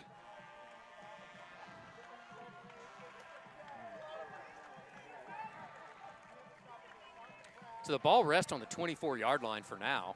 1st and 10. About a 12-yard, 13-yard run there for Helford. He's going to hand it off up the middle. Got a And little in the room. scrum, a little tough to see there. Yeah. Antonio, No, hurry up. the Apaches were fooled as well, and hurry up offense, which ball is loose again. No. And a fumble on the center exchange, and that is going to be the Apaches. Looks like number 50 comes up with that for the Apaches, and that's Lamar, the nose guard. And we spoke about him earlier. He's a ball player. And that's a little scary. With 1:04 left in the big play offense that the Apaches have. Oh, you didn't like to see it. Panthers are driving too, and Moving the ball very, very effectively. Yeah, that's too many turnovers tonight. And I mentioned it. You know, the only thing that could really, I think, hurt the Panthers tonight was the fumbles. So the ball rests on their own 18-yard line of the Apaches. Shotgun formation. He fakes the handoff. He throws it out here. That's number 0. He's got a bunch of room. He cuts back to the inside, and he's going to have a first down out across the 30-yard line. So nice pitch and catch again there for the Apaches. That's number 0. He's got a bunch of room. And he hands it off this time. Marino makes a nice move and fakes out. He's still running, still going, and he's finally pulled down about the 45-yard line. And like I said, again, another first down for the Apaches. He's going to run it. He's going to fake it this time. He's looking for number 6 deep. He's covered, but looks like he's going to take off. Man. And he's got a bunch of room out there off the right side, but he's cut down by Montgomery Elder. Yeah. And is he out of bounds? I don't see him. I saw him stop the clock, but it's just going to be second down. So I was watching the kicker there for the Apaches before, and he was kicking pretty comfortably from the 38, about a 38, 39-yarder, and had room to boot. So let's see if he could kick it from 40 yards.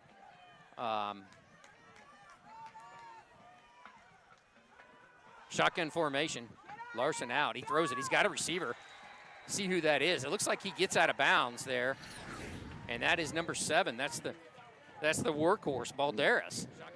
And again, Balderas just running the route right in front of the corner over there. See who that is. It looks like he gets out of bounds there. And a little change in the secondary this week. You got Montgomery Elder here playing the corner on this side. On the other side, I think that's J.J. Waz. Ball down to the 37-yard line. 28 seconds left. He's back. He throws it. He's going deep. He's got a receiver. And it looks like it's going to be, the flag comes out. I would imagine that's going to be pass interference. Yeah, it had to have been early because it wasn't late. No. You know, it had to be early in the route. Why they're throwing either holding out.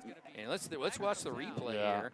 Like that would be J.J. Waz there on that side. So take a look at that. Oh, we didn't have it followed on that one.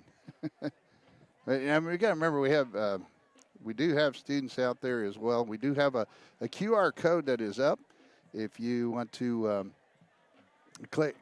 use your camera, get on that QR code and donate. You donate to the Navarro Panther Network's Broadcast Club and the Navarro Broadcast Club on that. So make sure to go ahead and get a donation in, and that would help out our students quite a bit.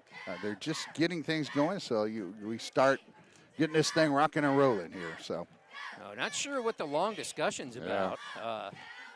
It was either holding or pass interference, and it looks like it was the PI version, which is going to be marked off against the Panthers. And that's going to bring them real close to field goal range. I mean, they're still going to need a little bit of yardage, but with 23 seconds left, the ball is down on the 22-yard line. Marino in the backfield to the left of the quarterback. He's back. He throws it. He throws it in the back of the end zone. He's got a receiver, and it's a nice pitch and catch. Beautiful catch there. That's Bernal. And, I mean, he was wide open there in the end zone, and you could tell he's an athlete. Right. Yeah, he takes and gets it up there for him. And even better was the throw was just dead on.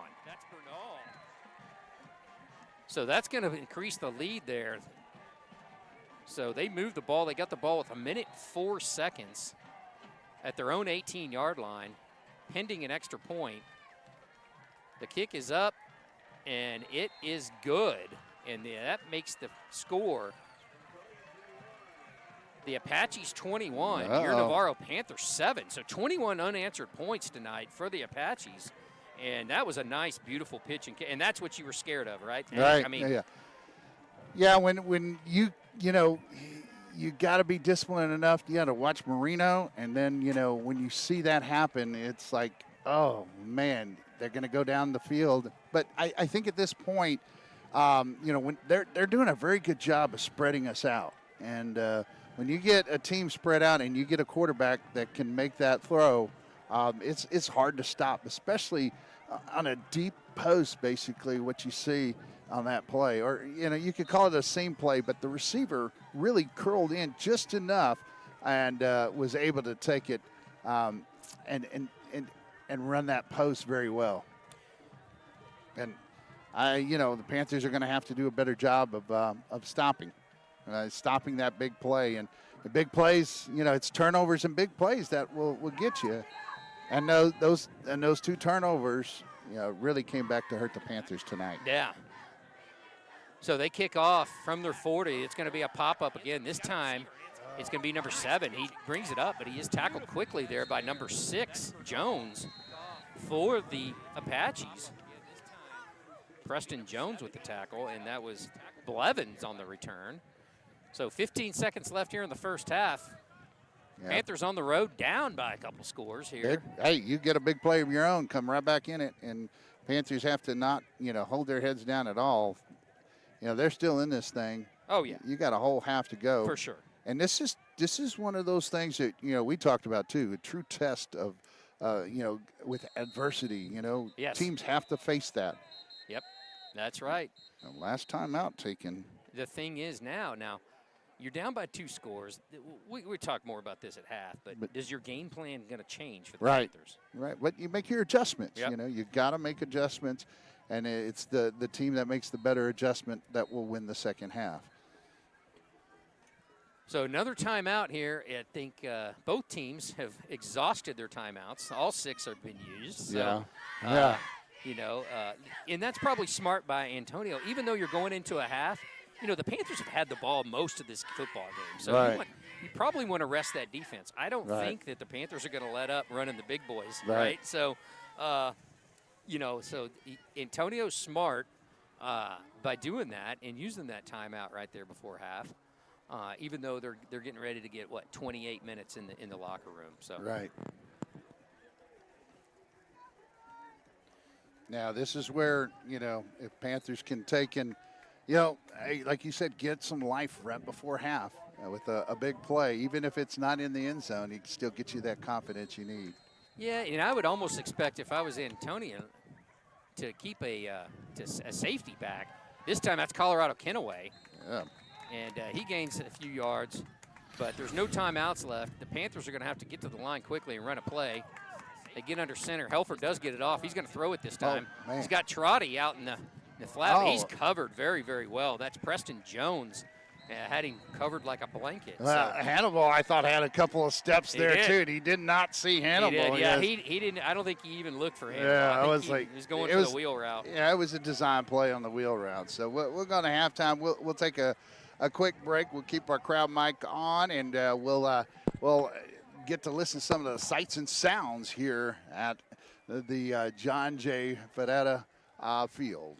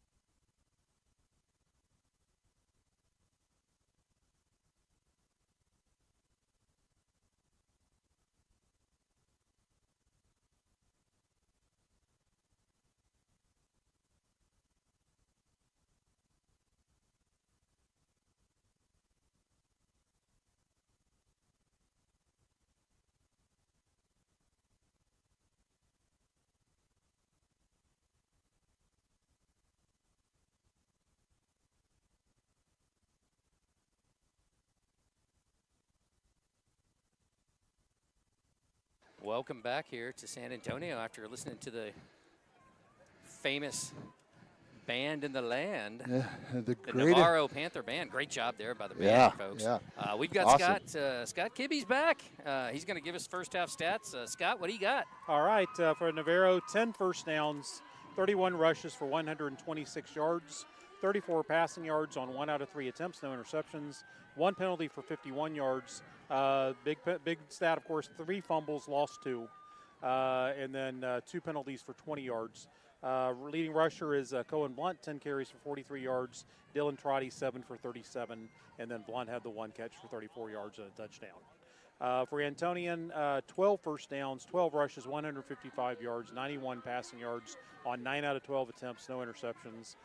They did not punt. They had 1 fumble and did not lose it, and then the 4 penalties for 30 yards. Moreno, for them, 9 carries, 126 yards, 2 touchdowns. What's their rushing yards again for the Apaches? 155. 155. Yeah, I mean they're a pretty balanced attack. They have that run and shoot, but that big one play from Marino, jumped up their rushing yards. But I'm looking at this as a good test for the Panthers. As far as looking into district play and that sort of thing.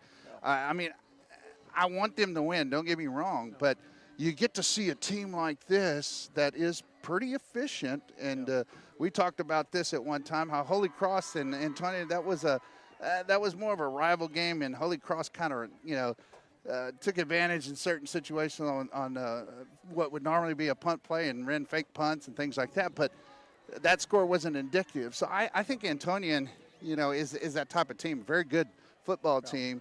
And we get a chance to play a very good football team to get ready for district. And I think no matter how this game turns out, I think it's an advantage for the Panthers either way. You want to play better teams. We don't have the strength of schedule that we had in the past for that. And you're certainly going to get a test in 2 weeks with Lavernia, coming into that district game when you're hitting Wimberley. But it's just disappointing the momentum shifted. Right. That fumble, because you score, you stop them, you're moving the ball, and you fumble. And then that just seemed to turn everything right there. Momentum is so much. They're playing at home their first game. Maybe you got some doubt in them. And now at this point, defensively you're not stopping them in the air or on the ground, deep or short. But other than that, that's going great. Yes. And then offensively, you've moved the ball, you've done what you want to do, but you got to carry the ball with you. You cannot leave the ball behind, and those fumbles were just killers. And just because they're going to have to score some points. Defense is very young. It's going to go through some growing pains. You got to keep them off the field and keep scoring points. Yeah, the defense have to carry the offense. That's totally right. But, yeah, all my keys to the game are shot right now. Losing the turnover battle, not stopping the run or the pass. Mine too. I mean, score early and often. If for the Panthers, they need to do that, establish it, and then grind it to finish it. But we haven't seen that. We've seen us grind it, but we've had those 2 turnovers. We're moving the ball. Yeah. That's a good sign, though. Yeah. That's a good sign. Yeah. Well, at one point before that fumble, I will say that Panthers run 24 plays to Antonian 7. That was exactly what you want tonight, and then the fumble. Yeah, that's where it hurts. And so you eliminate those turnovers. This would be, I'd say this would be probably a 14-14 game at the very least. And so we'd flip that 1 touchdown. And I think, personally, I think that would be the case. But the Panthers ain't out of it, right? I mean, they're not. But now the Apaches get the second half kickoff, right? Yeah. Well, that's first 5 minutes of the third quarter. You got to have a stop, right? Yeah. You go down 28-7 and you're going to have a real tough time. If you can get the stop, you can move on them. Yep. So that's the key. You get, and maybe momentum shifts back. Yep, right. Get within a touchdown. And, we've got to, I think in order to really at this point to win this game, we've got to break a long run or 2. Right. Yeah. I think we need to, especially getting those plays to Trotty that were working kind of early, being able to get him out in open field would be huge right now.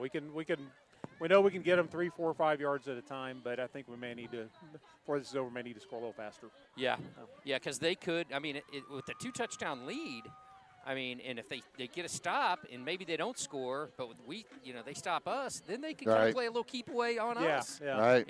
So. Yeah. Anyways. And so when it comes down to this, what exactly do you think the Panthers have to do? We know the base is stop the run and stop the pass, but Right. Just get in the end zone more, and it's just don't turn the ball over. What is it, Scott? It is. I think it's make the plays. You need a big play, whether Right. that's on defense or on offense. Something to kind of shift the confidence, the momentum right now, and say, hey, we can play with Turn these off the guys. We're in this scoreboard. game. Right. That Right. you're facing adversity, which is good. You want to do that early, and it's like, how do we overcome that? When does that shift? But I would say whatever comes to this game, getting the offense moving again, getting it back in its flow in the second half Right. is the most important thing. And, you stop them and hold them to 21, you've got a real shot in this game. Yeah. I think if I'm the D coordinator at this point, I'm pressing coverage. I'm at least playing 5 yards, not 10 or 8 off the ball. Yeah. Eliminate those quick passes. Yeah. The quick pass, we talked about it, 6, 7, 8-yard hitches, turn around, get 2 more. If you can eliminate that, you're taking a chance. I get it. You're taking a chance of getting beat deep. Right. But Well, we're going to see that every single week Yeah. until we find a way to stop it. that's right. Yeah. That's right. So, yeah, you can tell they ran some quarterback draws up the middle. They took Right. advantage of, the D tackles not collapsing hard. Floresville had some success there, especially in the second half. Saw that from them tonight from the Apaches. Well, we'll see what the Panthers do. We'll take a quick break here, and we'll be back, and we'll see what happens. All so right. we'll Okay. see y'all back. Thanks, Scott Kibbe. All right, thank you.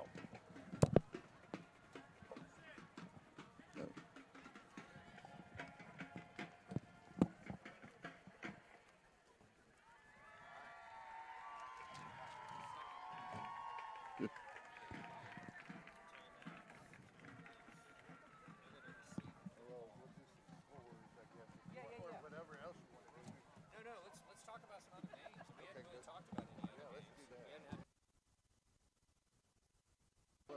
games. Okay.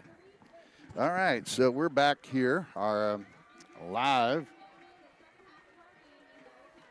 And yeah, let's pull up some scores Yeah. here, Hank, and check out some scores we've got in 4A Division II is what I've got pulled up. So Yeah, and we know the worst bowl's going on tonight. the worst but bowl yeah. was tight. I don't remember the exact score. Yeah, we'll try to get that up. Big game up in North Texas. Salina Bobcats playing against Waco La Vega. Waco La Vega dropped down from Oh. Division I, Division II. They're tied at 21. Oh, interesting. Great football game there in Waco. Lago Vista, this is a shocker of the night. I say shocker, but Waco Conley's a heck of a football team. They are down. The Vikings of Lago Vista down 20-0. Yeah, and that went to half, I believe, didn't it? I think so. Yeah. I do need to probably We- refresh. We have that up on our scoreboard, our score ticker. Flip down, see what else we've got here. And we're here down 21-7. Yeah, we're down for the game. 21-7 here in San Antonio, playing the private school here in Antonian Apaches. Port Lavaca Calhoun 0, the Sinton Pirates 13. Oh man, and that's a team to watch in Division II for 4A. Big time. Sinton is going to be really hard. Again, last year we lost to them in the playoffs, and that's the team I'm looking at, the team to beat. And in this region. That's right, Region and 4. they've got they've got their quarterback and that deadly receiver that I think scored 4, maybe 3 touchdowns. I know. Yes, sir. The other big one out in Lavernia is the Cuero Gobblers go up 14-7, which is big. Cuero coming off just a smashing defeat last week. I think suffered a decent amount of injuries too, but dogfight out there between the Bears and the Gobblers out in Lavernia tonight. That's a big game because we've also got Cuero in Region 4, Right. along with Wimberley, and then you got Sinton. So I mean, Region 4 is loaded this year. Yep. Bandera up 14-7 over Ingram Moore. Smithfield down to Giddings 14-0. Oh, there we go. Second quarter, Fredericksburg 6, Wimberley Texans 6. And Wow. that is in Wimberley tonight, so that's a big one. Hallettsville up on Gonzales 7-0. Jarrell up 7-0 over Marble Falls. Yeah, and when you talk about those schools, you're you're looking at schools that we're going to be competing with, and Yeah. so we hopefully will be able to, get on track and get things done that we need to get done. Also, we've got in our district is the Salado Eagles are down to Lampasas 21-7 at home. Salado at home, that being. They're down Waco- 21-7. Wow. And Waco Conley has scored again, 27-7. So Laga Vista's in trouble tonight. Here comes your Panthers.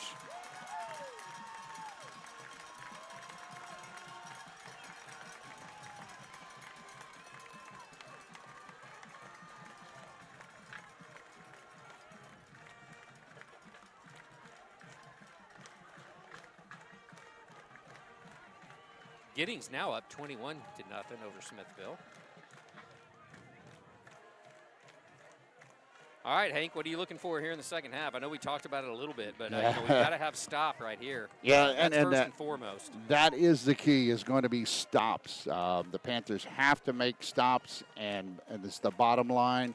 You got to play defense, and you got to make it. You got to make every play count from here on out. I mean, you take it as it's something we hear all the time. It's just take it one play at a time, but do your best on that one play every time. Right, and I a little sloppy tackling from the Panthers in the first Right. half. They're going to have to shore that up. Right. I know the receivers are big, the back's big, the quarterbacks they're all tall, they're all big fellas, all well over 6 foot, most of them. Got to wrap up and tackle. Yes, definitely. Soto with the kickoff here to start the third quarter. Panthers down 21-7 here on the road. Second game of the season. They're going to kick it. Oh, and they try the onside, but they kick it straight on to number 16, and he catches it right at the 50-yard line. Yeah, good field position now. I'm sorry, go ahead. No, that was Noah Rangel, the senior, number 16 for the Apaches. Great catch there. Yeah. It was a line drive kick, but if it would have bounced off of it, Hank, that would have been Panther football. So. Well, it's just like what you see in a couple of football movies. Look for the guy that looks the most nervous and kick it right at him. That time it didn't work for us. So they're going to have to go 50 yards to score. They're going to hand off this time. That's Marino right up the middle. That's Vogel. And he picks up about 4.5. You got to hit him early. Yes. Like you said, you got to live in their backfield for the most part. But you got to hit him early before he gets that momentum. He's a fast, strong, elusive, powerful back. He's everything you want in a running back. And he's got some wiggle to him. Yeah, he makes guys miss. That's elusiveness for you. Yeah. And he wiggles this time out to the right side. He wiggles again. He's going to hit the sideline. He's around the corner, and he's pushed out of bounds there finally by the cornerback, Colorado Kenaway, but not before a huge first down. And he's going to be down inside the Panther 30-yard line.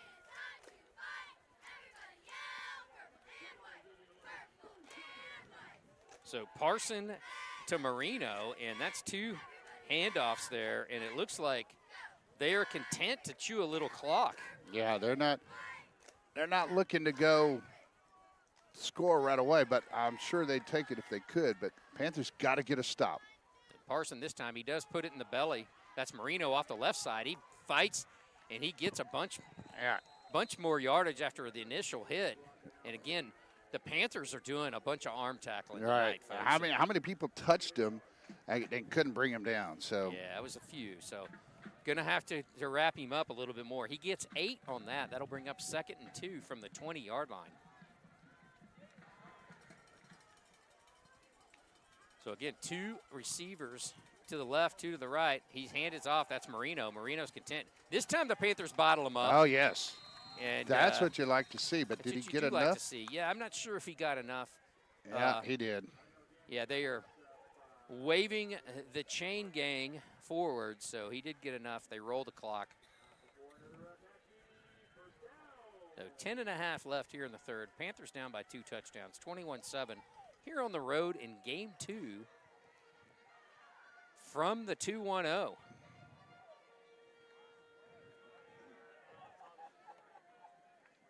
Apaches take their time. You saw the huddle, the hurry-up offense there in the first half, but they are taking their time now. He throws it out. That's number 0, Bernal, and he's wrapped up quickly this time. Can't see. That's on the far side of the field. It looks like that was Vogel.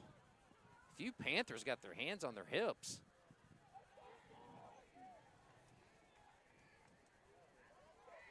Yeah, I mean. So we'd like to see a little bit more enthusiasm because that was a good play. It was. He did end up getting about 4 yards, which it didn't look like he initially had that. Marino in the backfield. Parson, he fakes it this time. He's got some time. He scrambles around. He lets it go. He's got a wide open receiver. Did he go out? No, that's they a said he's touchdown. in. And I mean, Colorado, I don't know what happened in the back of the end zone, but Colorado Kenaway, that's number 6, Preston Jones in the back of the end zone. And that's not what you want to see if you're a Panther fan. Right. That's a touchdown. And I mean, Colorado, I don't know what happened in the back of the end zone. But so he had time, and, you know, that's the other issue we didn't even really talk about tonight. We haven't put a lot of pressure on the quarterback from a defensive perspective. Snap down, kick is up, and it is good.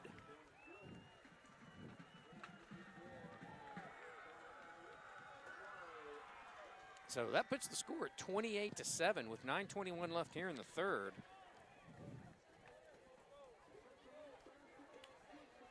Now the Panthers have to really buckle down, you know, giving them a short field there, and Antonian took advantage of that. So at this point, what do you do, Hank? Well, I mean, you don't get You don't completely get too out. crazy. You are down 3 touchdowns. Now, 3 touchdowns means that you could go, you know, you do have the 2-point play, so it's not like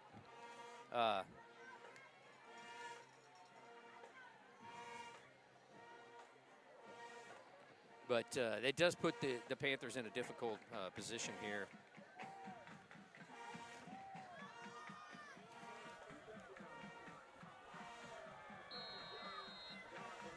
The Panther band getting into it.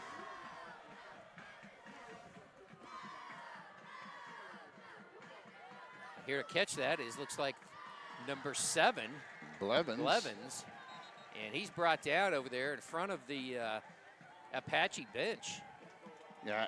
He returns it, I don't know, 4 or 5 yards. Yeah.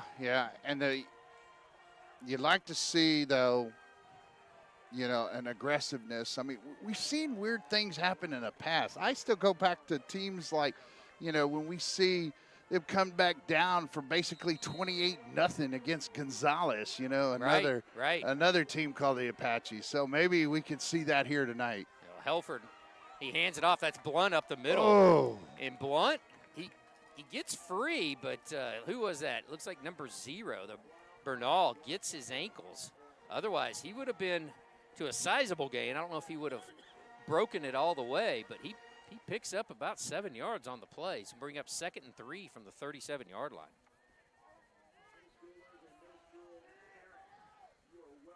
The Panthers start the drive at their own 30. Gain 7 there. Helford hands off Trotty this time, and he hits a wall. Looks like he ran into the back of his own offensive lineman, but that's number 50, and I told y'all to watch him earlier, the nose guard, Jermel Lamar, the senior, and he's dominant up the middle. Yeah, and this time he gets in the backfield and pushes the lineman the other way, our offensive lineman, which shouldn't happen. So that's going to bring up a 3rd and 4, so basically no gain on the play. Helford under center. He's going to hand it off this time up the middle. That's Cohen Blunt. He's got some room. He's going off to the races, and he's pulled down there, drugged down by his feet. And Cohen happy but a little frustrated that he's not in the back of the end zone and bumping his head on the goalpost. So, But great play there by Cohen. That's what the Panthers needed. And if it wasn't a tackle there by number 28, Jaden Nelson, he is bumping his head on the off the goalpost. This time Cohen Blunt again off the right side, and Cohen running hard, basically saying, hey, this game is not over yet. Yeah, and that's what you like to see. We've got to be able to reestablish yourself at the line of scrimmage and, get that push back again by the offensive line and get your big back, moving. As long as he's not hit in the backfield, he's shown that if he gets that first 2 or 3 yards without being, without contact, he's getting a lot farther down the field. This time it's Guerra. Guerra's off to the left side. He takes a punishing hit and lays out one of the secondary. That's at 0. That's Bernal comes up and hit him. Blunt takes a breather here. He's here on the Navarro bench. Well, you get a little different look when he goes out because you get some speed there. Oh, he's taking a little break. Helford under center. And third down and short. Yeah. That's a first down. There you go. Nice run there. It's a Benish, Corbin Benish with the first down. Clock rolling, 6:28 here. In the third quarter, Panthers down 28-7 on the road, second game of the season. Benish at fullback now. They hand it off to Colorado Kenaway, and Colorado's got some good yardage. And again, the Panthers are slowly getting that now, picking up some momentum. That's what you got to see by your, offensive linemen. You've got to see them come up and make the plays. And that was a nice play there. So you're seeing some different backs here in the second half. Guerra on the sidelines. You got Trotty, Blunt back in the game. So he gets a run here. 2nd and 5. In motion, Trotty hands it to Blunt off the right side. Blunt's fighting his way again. All right. And you get the first down. And again, he got the first down. They're waving the chain gang forward. And a nice drive here. Oh, and great down blocking. I believe that was Lane Black on that right side that was able to get a great down block that just gave enough for Blunt to get the momentum again. So good job up front. 5 o'clock down to 5:10 and counting. Blunt still in there. Helford under center. He's going to hand it this side. Going off to the left. Here comes a flag. Yeah, it's in the area of holding, but let's see what the call is. Nice run there. He's going to hand it this side. Going off to the left. Here comes a flag. By Guerra. It's in the area of holding. See what they got. So And they it are is calling a holding. hold. Oh, boy. Holding against the Panthers, so that's going to nullify that and back them up 10.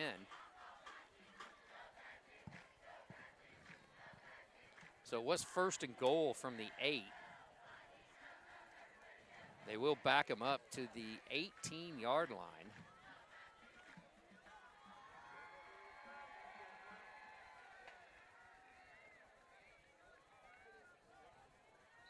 So they need to move that back to a first down. Right. Yeah. They hand it off again up the middle. Nope. It is up the middle. I take that back. Cohen Blunt's helmet comes off. I'm not sure if the Apaches yanked that off or not, but he might have to come sit out on the play. He does pick up a couple of yards. Right.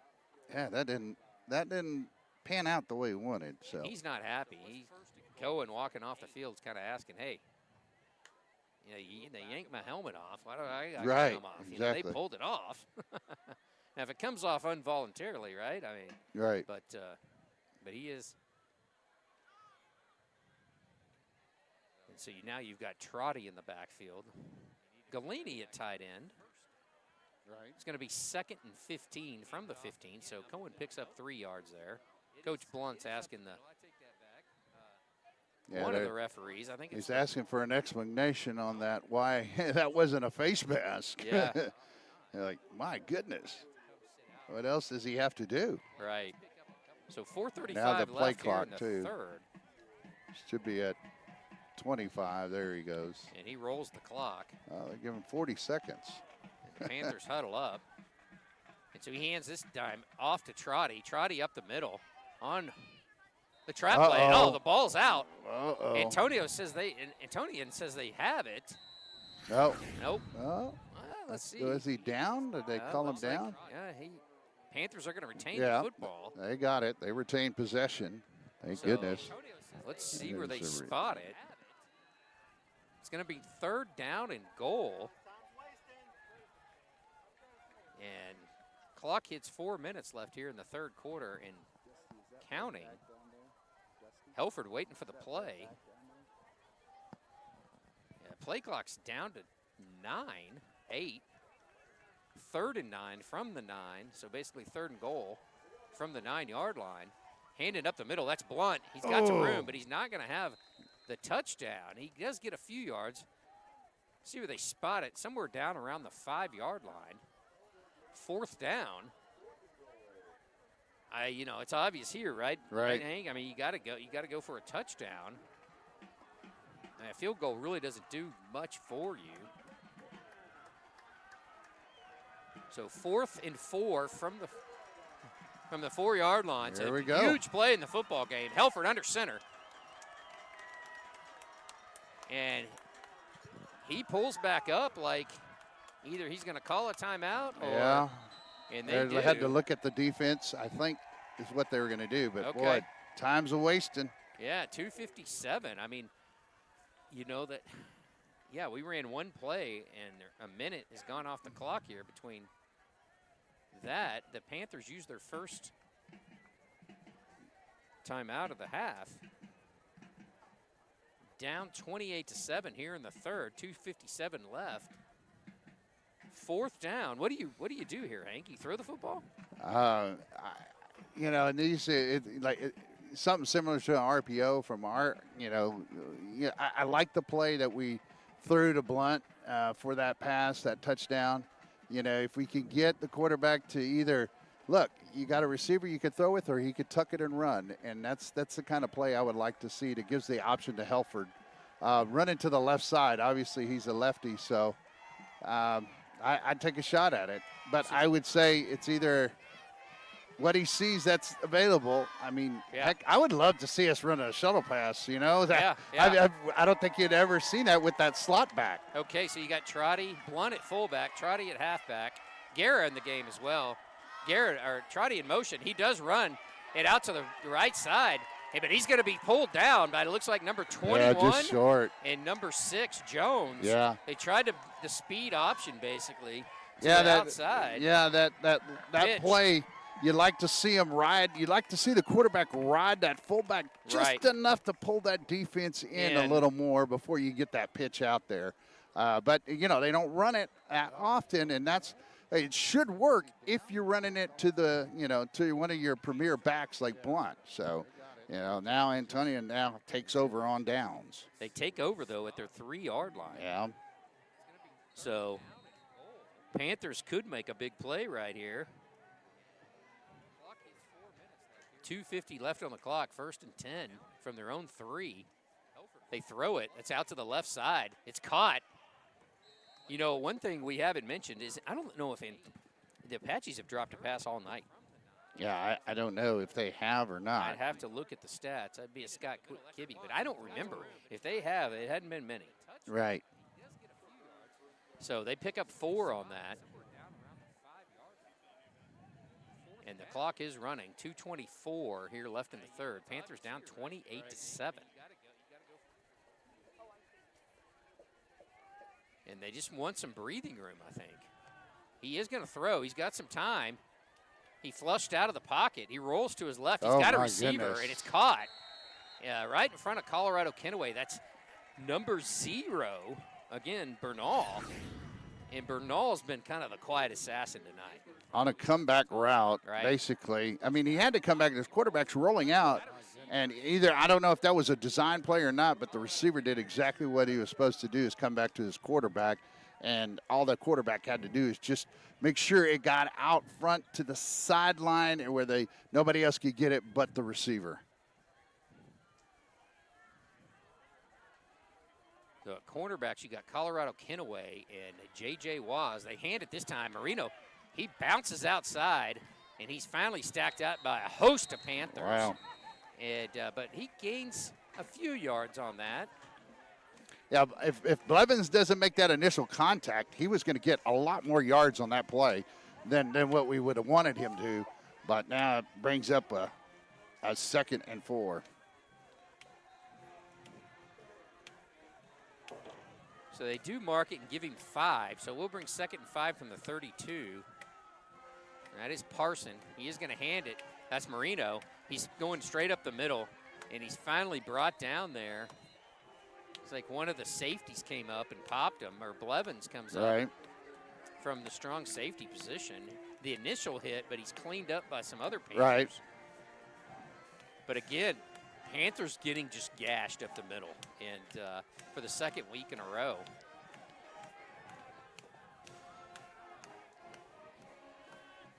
So that's a first. He does get a first down on that. So 1st and 10 from the 37-yard line.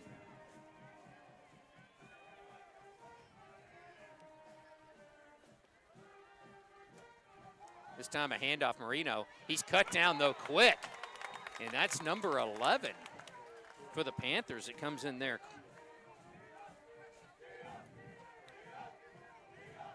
Number 11's Matthew Villanueva. Right. And Villanueva from the linebacker position. He's playing in there with Blevins right now.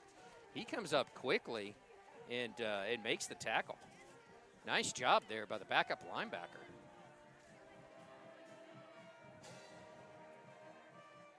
Ball's on the ground. Marino picks it up. He hands it off. Panthers are there. That's Braddock Galini from the defensive end position.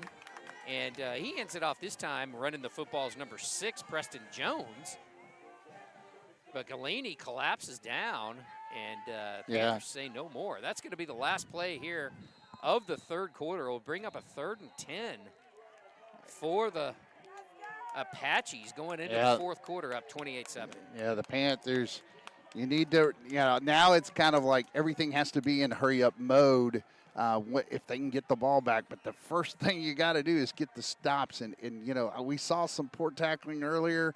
And then we've seen some nice short tackling. Look what Galini comes in there and he collapses that end down and comes in and makes things happen. So, but we need more of those. We need those stops. We need, the TFLs, the tackles for loss. We need more of those tonight. And consistency is exactly right, because you can do all that, but then when you give up the big play, you're like, oh my God, So the Panthers, if they can put this together here, get this stop and get off the field, I think they can make a run at it. I mean, right. We saw them moving the ball down the field. They get down to a 4th and goal from the 4, and they couldn't quite put it in. But I bet you if they had to rethink that and rerun that play, we might see a different outcome. So yeah, and we hadn't seen that play a lot. I don't know if they've run that play all night, but right. But you're trying to use some speed. I think if you went man to man, mano a mano, I think the Apaches probably have you on speed. But you're trying to trick them, like you said. If maybe Helford holds on the ball a little bit longer, right? He could get that corner, but it doesn't happen. This is a big play though. 3rd and 10 from the Apache 37-yard line. Started this drive at their own 3. He fakes it.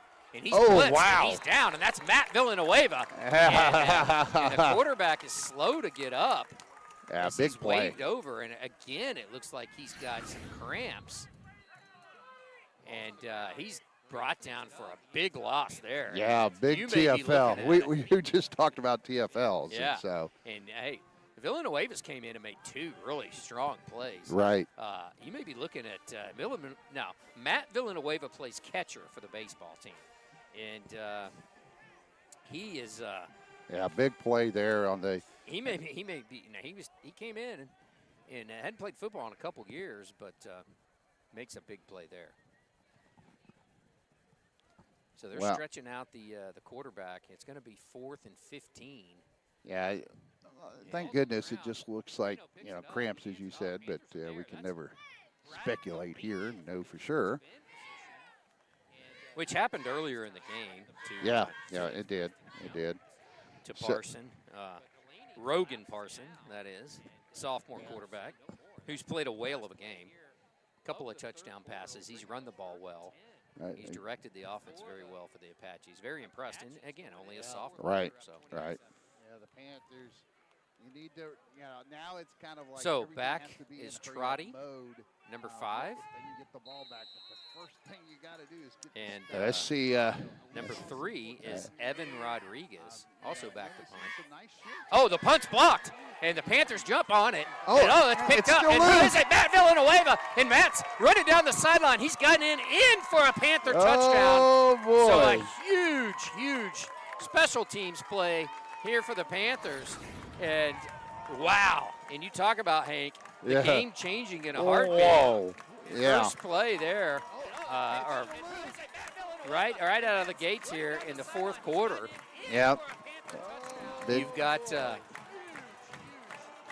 the Panthers with the score, so they score on a Big. huge special teams play, and the ball pops up. It was so fitting that Matt Villanueva brings it home for a touchdown because he made 2 spectacular plays to stop that drive for the Apaches.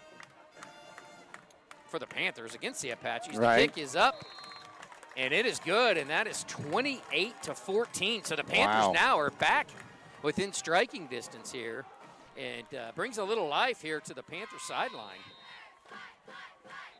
Yeah, we're hoping they can. Now, that was a quick play, big play.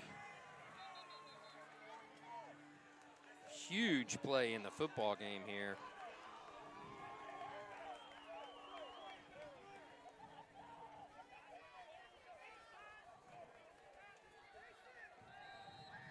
So just what the doctor ordered there for the Panthers. Yes, big And, play.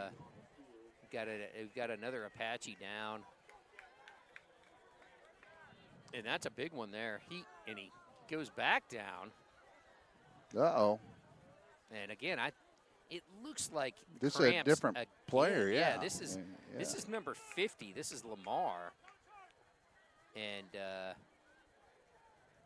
he's made a couple of big plays in the game. Now, I wanted to see if we had, I don't know if we have a replay to see exactly who blocked that I did punt. not see And who I didn't blocked see it, but I was hoping I could run another one up here.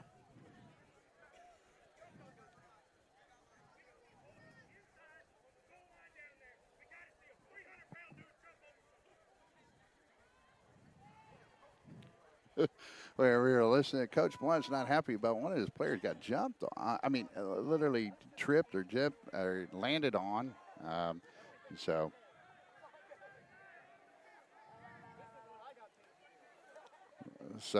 let's see what happens here. We still got a player down for the Apaches, and he's again, they are lining up to try to do a kickoff, but we've got a Apache down at the goal line, and he looks to be in either some pain or he's right. The way it looked like it was a cramp. So let's just hope for that.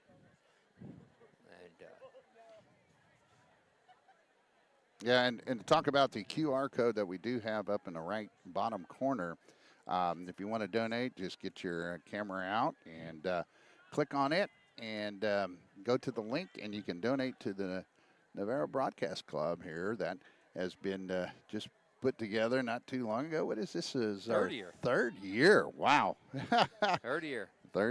And so how time flies. I was just thinking it was our second, but third year. And and the Panther, and thanks to the Panther Posse, in which got this whole thing started here at Navarro. So we appreciate that very, very much. And I know you're a part of that. So absolutely. That's what we appreciate just doing this and being able to broadcast this out to the community, and really enjoy doing it. Let's talk a little bit about the Navarro Panther tennis team. Okay. 7-0. Awesome. Overall, beat San Antonio Memorial this week 10-1, 4-0 in district.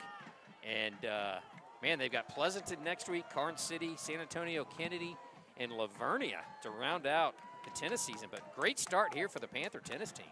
Awesome. Off to a possible district championship. So 28-14 here, 11:35 left in the football game. And,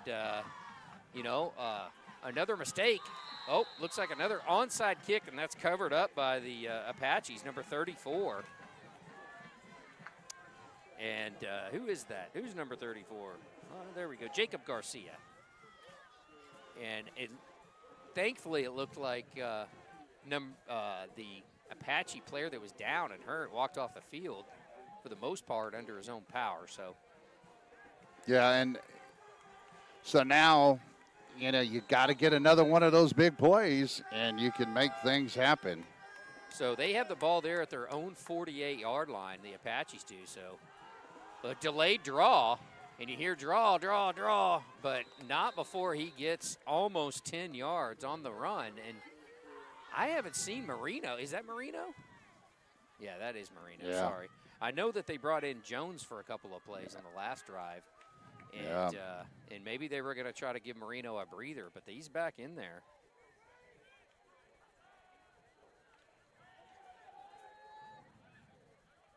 So big drive here. The Apaches obviously would like to go down and at least get a field goal. Panthers need a stop. It's 2nd down and 2, so he picks up 8. Clock running. Again, he hands off, and not before. Oh, yeah. That's close. It is rather close. Oh, I thought for sure. He was drugged down kind of at the end. He got just enough. Just enough. They're going to wave him forward, so that is going to.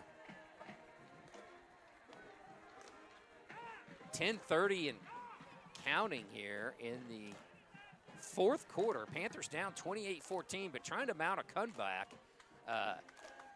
Down at the Panther 42-yard line. 1st and 10 for the Apaches. Looking to possibly seal this football game with a touchdown. And that's Marino. And again, Blevins. The backers are just running up, and now you're seeing some aggressiveness that we need. So they're reading the play. Right. This time it was number 7. Yeah, good scrape and fill there. I mean, he just was able to run downhill and stop Moreno in his tracks. And we were talking about that earlier. You got to get him behind the line of scrimmage before he gets his momentum going. And that's Riley Blevins. And again, I don't think he was blocked. I don't know if he was touched. Yeah, right. No, he was untouched. And so that's huge. So he lost a yard on that. So it brings up 2nd and 11. And they're running again. He fakes it. He comes back. He makes a couple moves. He's still on his feet. He spins down. It looks like we have a late flag, though. Yeah, let's see what it is. I don't know what that is. Maybe there's a little scrum back here with Guerra and number 55. Let's see what they're going to call out here. And it looks like it may go, because that was a nice gain there for the Apaches. And it's during the play, so at least it appeared like it was during the play, so it will not be just a dead ball, a foul. The referee threw the flag way behind the play. I don't know if it was the scrum out beside him or if it was in the middle of the field. Right. Possibly holding, he saw from behind. Well, Lance, did you get to finish your tennis? Yeah, tennis. And I'm not kind of wrapped up tennis there for us.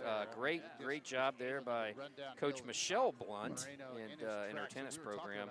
Always competitive. They're playing Jeopardy, a theme to Jeopardy in the background. So long shake here. Now, let's talk a little bit about Navarro cross country. There you go. Cross country's been doing well. They've got the Canyon Invitational, or I take that back. Starkey Park. It says Canyon Invitational. That was today. Yeah.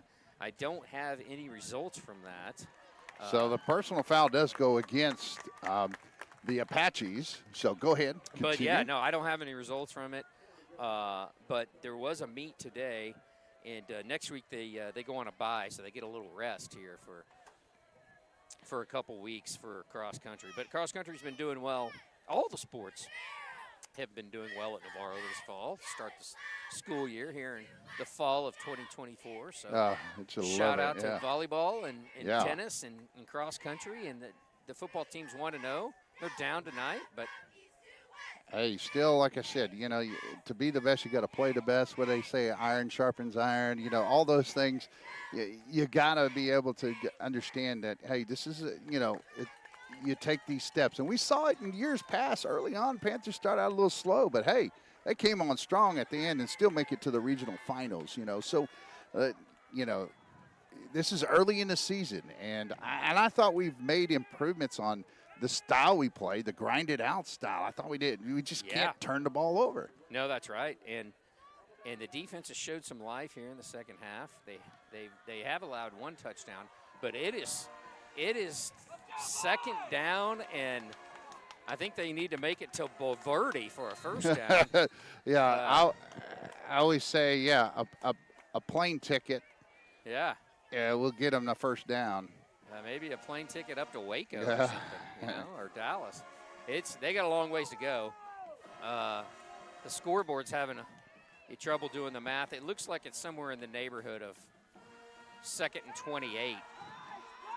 And he's got a pass across the middle. It's caught, and that's a large gain across the middle. On the coverage there was Evan Rodriguez. With the catch was Preston Jones, and they just ran basically the slot receiver just kind of found a little hole behind the linebackers, but in front of the safety. And, man, the quarterback threw a dart. Oh, did he? And this time they run it to Marino up the middle on 3rd, and it was about 4, and they pick up the first down. There is a Navarro Panther down on the field, but not before 2 big plays there. And again, off the arm of Rogan Parson.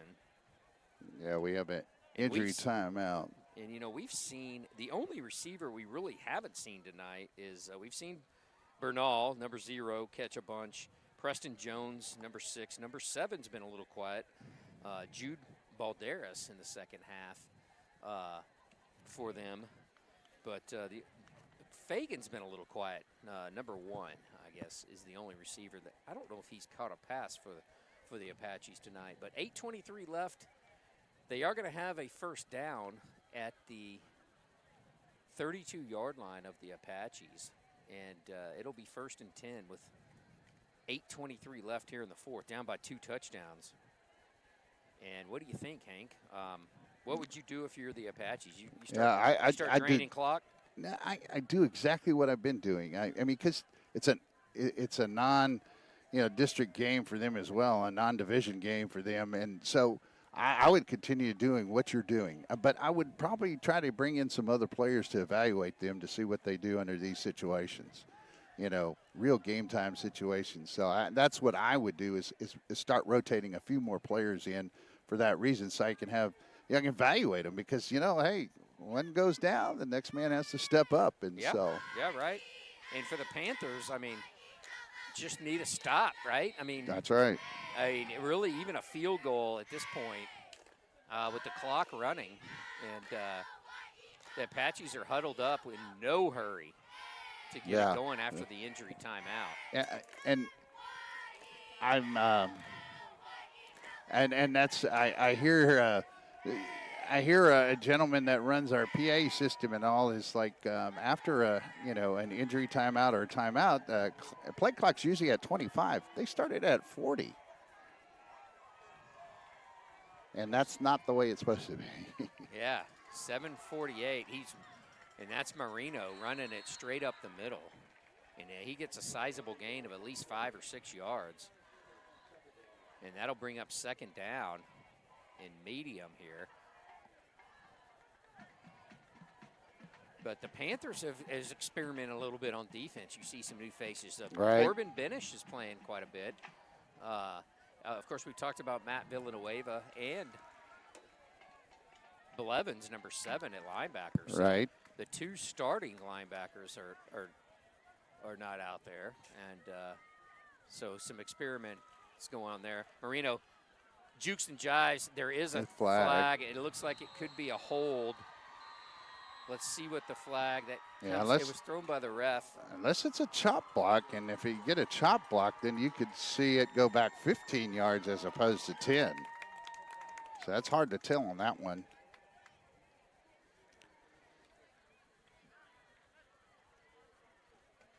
see what we get. It's definitely against the Apaches. So there's a 10-yard variety. And the As a Apaches whole. have really killed themselves here in the second half with penalties. Yeah, we've seen more against them than we did the first half. That's for sure. You know, they have overcome the penalties a little bit here in this drive, but here the Panthers have a golden opportunity. 2nd and 13. The ball on the Panther 34-yard line. Shotgun formation. 3 receivers to the near side, and he fakes to Marino. He goes. He's got a receiver. Oh, wow. And that's Corbin Hannibal. Hannibal. He didn't see the receiver, or I'm sorry, the safety, as Hannibal goes up and picks it off. Wow, he was open for a split second, but Hannibal came in. It looked almost like they baited the quarterback into it. Didn't even see Hannibal, the safety, and he goes up and makes an awesome interception. And it gives the Panthers some life here. Here's the replay. Oh, just out of the screen. Yeah, just on that one. I think we had the other angle better to see if they could pull up, but it's too late now.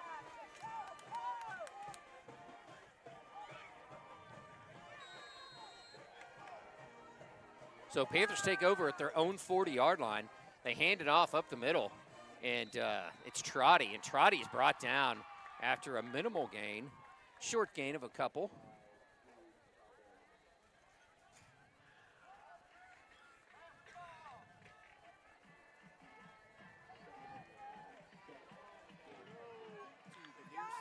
So that'll bring up 2nd and 7. He got 3.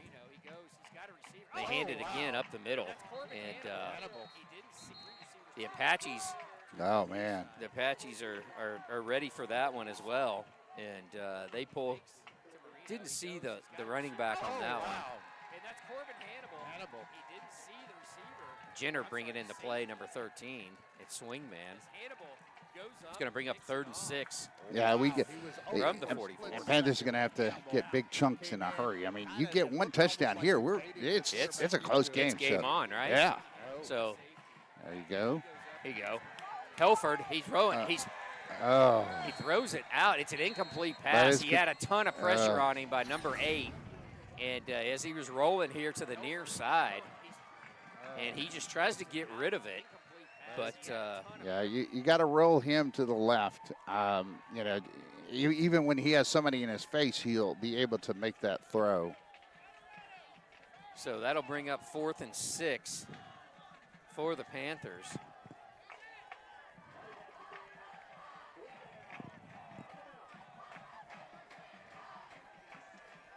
As Helford waits for the play. 5:26 here left in the 4th. 4th and 6 from their own 44.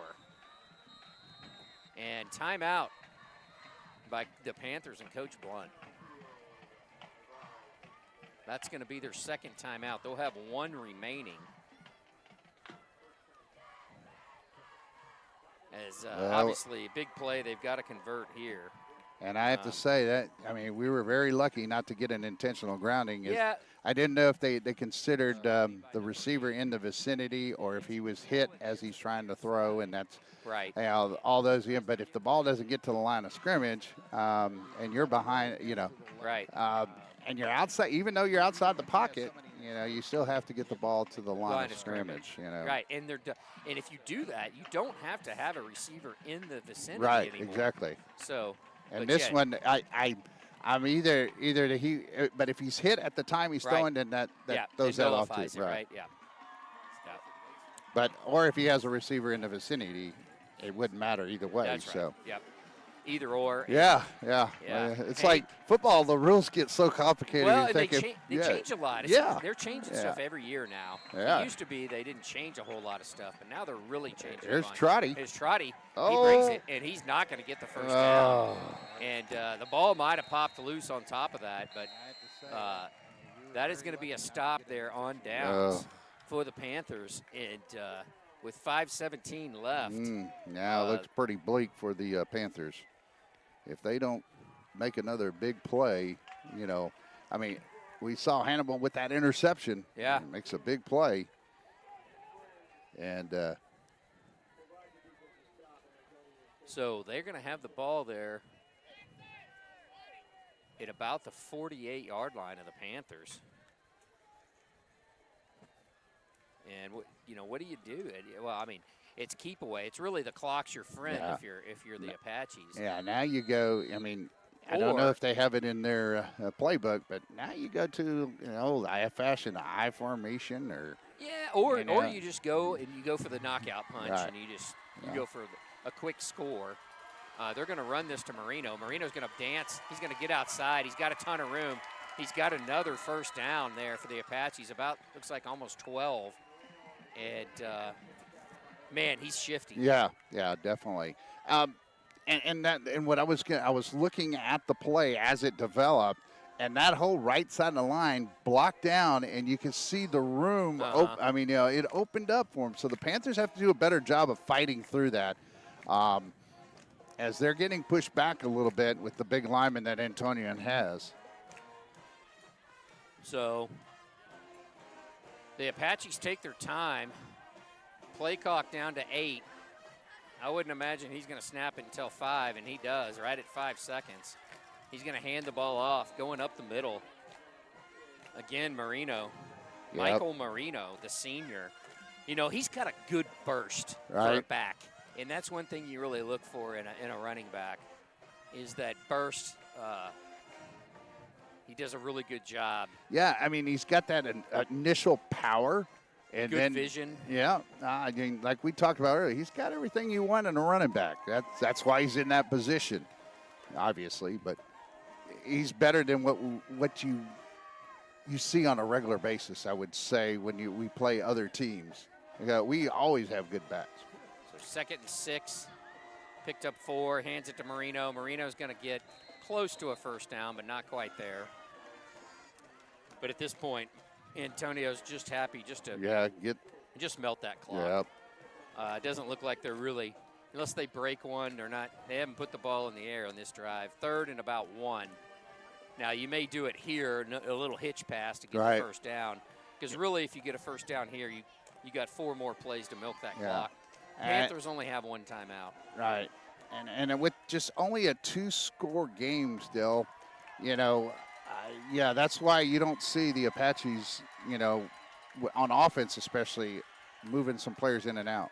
He hands it to Marino. Marino's got a first down and more. Man, so again, shifty. he just, he makes that first guy miss. Blevins is in there, could have tackled him in the backfield, but he just does enough to juke that first guy. Right. And he makes that move. So. Yeah, and that, that plant foot and that jab step that he has, you don't know which direction he's going to go when he plants that foot, if he's going to go right or left, because then he has a little, that little jump cut, and he takes it down. He got both feet down. Which way is he going to go from there? Yeah, that's right. He's got an excellent jump cut, nice burst. Good-looking football player. Yeah. He's got a bright future. Yeah, I think so. Shotgun formation. He hands it off. Marino again, the workhorse. And Marino just content just to run it and drag Panthers with him. Nice sizable gain. That's another Apache first down.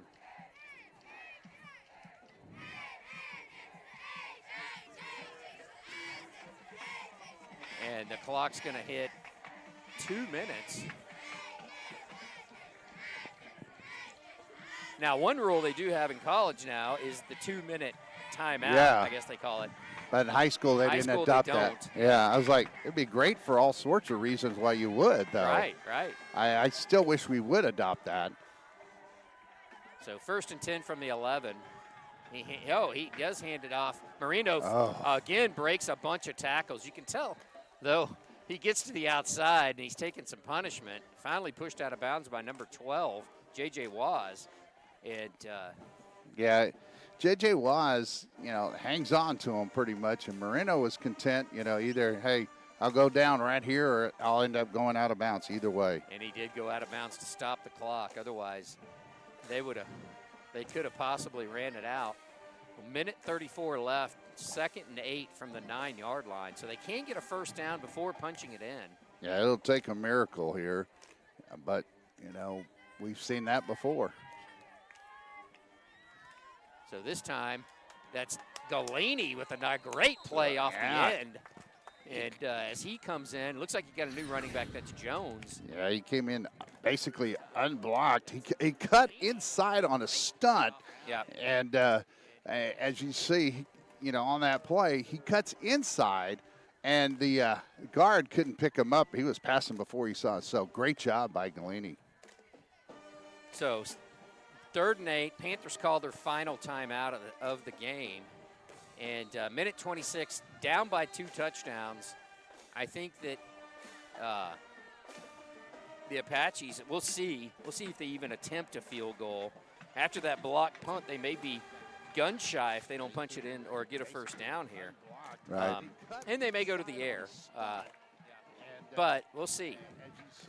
Depends on how much you trust your sophomore quarterback, right? Yeah, right. But last time he went to the air, yeah, he threw an interception. He threw an interception. But the time before that, it seemed like the big play down in the end zone, and he's able to make the the hard throws. But the one thing I would say, his throwing motion, he rears back a little bit, way back there, almost like a pitcher would, and you can't continue to do that, because what will happen is these, when he gets more pressure and somebody gets a hand on him and swipes that ball right out, he's got to be a little faster on the release. But he's only a sophomore. So I was going to say, and he's played a whale of a game tonight. And I make it sound all bad, but really he's doing great. It's just the only thing that I see in his technique that he'll probably have to work on. Yeah, he's got a little hitch.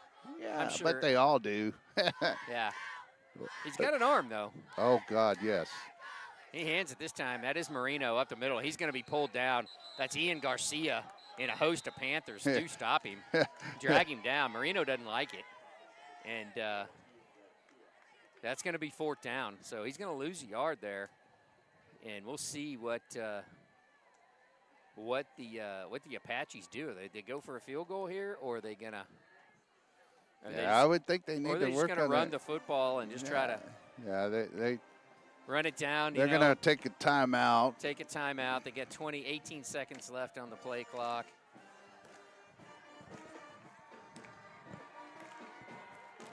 Maybe not. No.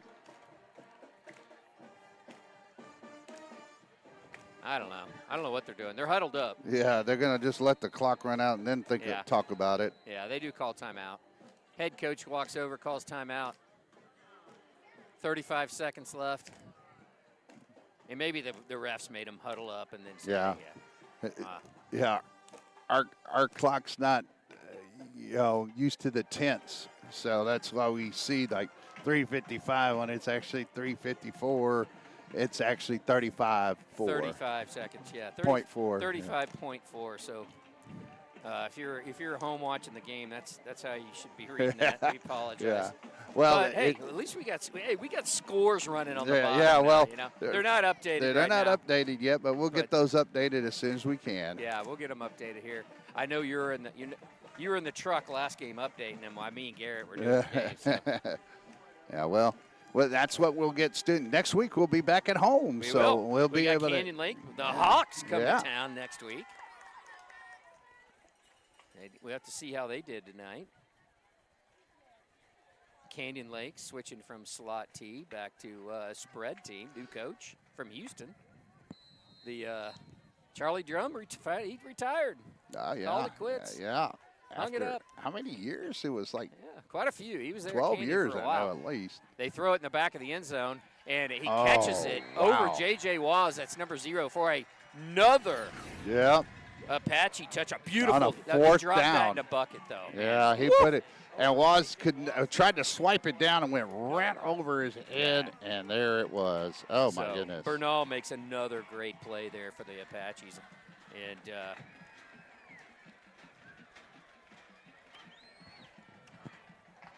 so that'll about do it here. 30 seconds left. Pending an extra point. Yeah. It's 34-14. The kick is up, and it is good. And so, 30.9 seconds left here in the fourth quarter. The Apaches 35, and your Navarro Panthers 14. Yeah. That was a 9-yard touchdown pass to Bernal. And if I'm not mistaken, that is his second touchdown of the evening. They throw it in the back of the end zone, and he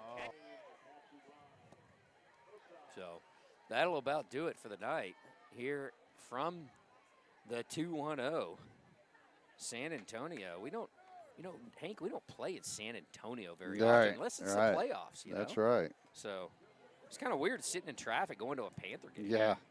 Yes. Yeah. We got here early enough. We actually didn't run into much traffic. So. And I didn't too much either. 410. Yeah. We can see 410 from the stadium here, but yeah, that's kind of where you hit the traffic, which is normal, right? Right. Yeah, I was stuck during the flood almost 3 hours in my car when they had a lot of flooding going on here in San Antonio. That's where I work, and right down the road on 410, and that was a crazy day. Well, we welcome the rain. It's been a nice, mild summer, and so here we go. Antonio kicking off to the Panthers. Back deep. Harris, number 15. Trotty, number 5. The kick is to Trotty again. Trotty swats it down. It's going to go out of bounds at about the 20-yard line of the Panthers. It was a line drive kick.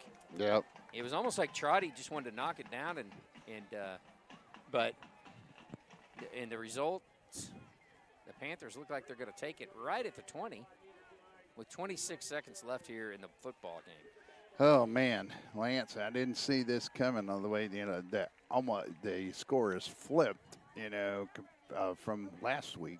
35-14. It is. It's exactly flipped. Yeah, and so the Panthers. You just got to take this kind of in stride and just prepare for the next game. Flush this, but learn from your mistakes and move on. Turnovers and giving up the big play tonight are the two things that I see that led to their demise. Yes. Helford under center. He rolls back to his left. The ball's up. It's going to be – it is intercepted. I was going to say there's 3 Apaches back there. Number 7 picks it off, and he just slides down. The pass was intended for Braddock Galini. Galini was triple covered, and it looked like the ball just slipped out of Helford's hands there. And that's going to do it. I would imagine that with 15 seconds left, we just take a knee. Yeah, it's 15-4. Oh, got a little signal. It's like right towards the end. I don't know why. The signal gets a little weaker out here in our hot spot.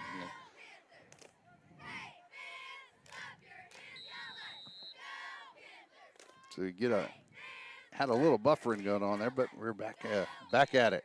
So they just down it. That's it. That's going to do it. That's a ball game. That's Rogan Parson taking the knee, and clock runs out with 3, 2, 1, and that's the football game here from San Antonio, here at the Apache Stadium, home and the Antonian Apaches College Preparatory School here in San Antonio, Texas.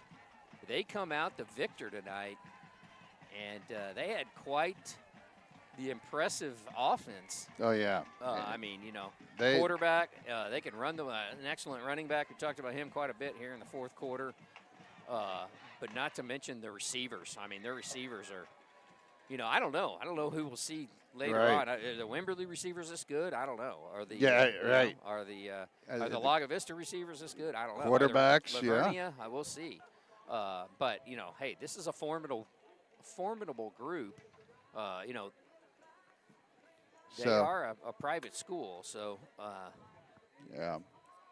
very impressive football team. I think it's a combination of there's never one item that you could go or one piece and you could say no. It's always a matter of contributing factors.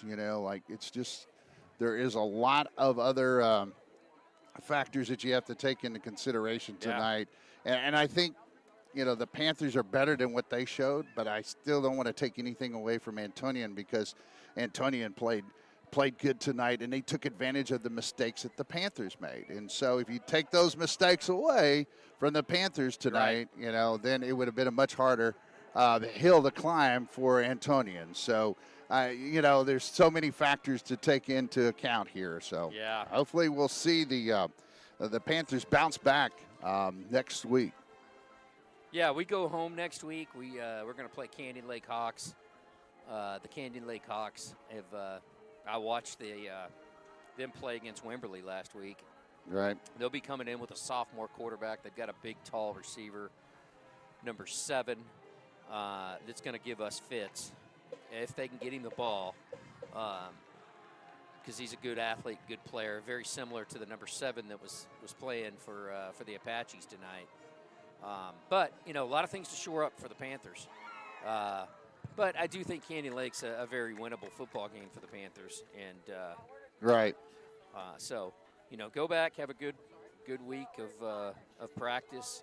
Like you said, work on some of the mistakes and some of the things.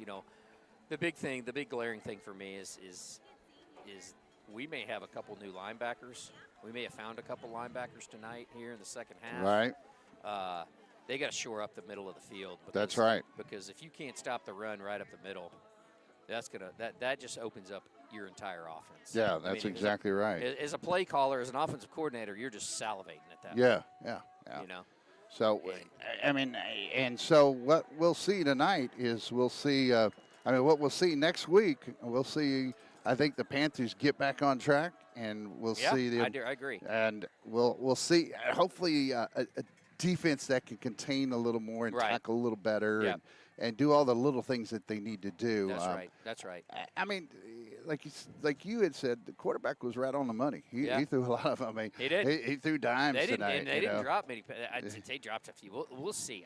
Scott Kibbe will be here in a second. He's going to give us the final stats. And hopefully we'll be able to run a few of the highlights on at least some of the Panther highlights we did have tonight. Maybe we'll have those saved and can run those as well. So, but right now we'll take a quick break. But you're watching the Navarro Panther Network, and you're watching Navarro football on the Navarro Panther Network. How about that? We'll take a break, and we'll be right back.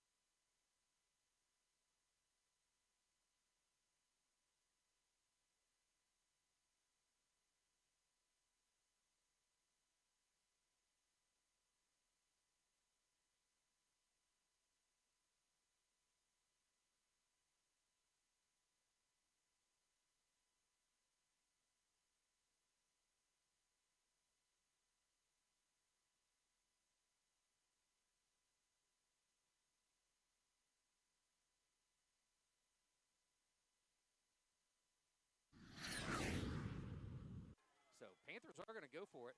He's going to roll left. He's got a receiver. It's Cohen Blunt. He's got some room. He's got the first down and more, and he's going to score. That's a touchdown. Touchdown. He's back. He hands it off this time. That's number 2, and he's off. Looks like he's off to the races, and he could be gone, folks. He is gone. That's going to be an Apache touchdown. I don't see any yellow hankies. Oh, man. So Evan Lure, he kicks it. Boy, he's got a pretty good leg. That's a nice high arching kick fielded by Trotty, and he spins away. He's got some room. The Apaches.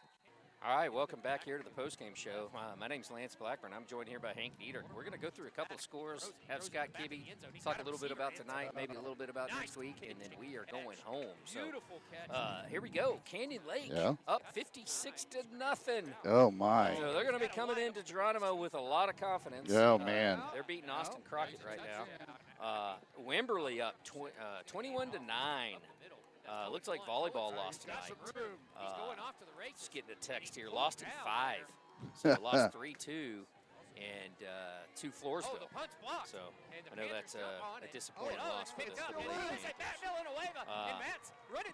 Kibby, what do you got for us, bud? All right. Hang on, just 1 second. Yeah, all right. We're going to get our pins Yeah, ready we're getting here. our pins out. Yeah. This helps me a bunch. So go ahead. All right. I've got, excuse me, for the Panthers, 13 first downs, 46 rushes, 211 yards. They have 34 passing yards, 1 out of 5 attempts, 1 interception, 1 punt for 51 yards, 3 fumbles for loss 2, 3 penalties for 30 yards. Leading rusher, Blunt, 17 for 105. Trotty had 12 for 51. For Antonian, 23 first downs, 36 rushes for 262 yards, 162 yards in the air, so it's about 424 total for them.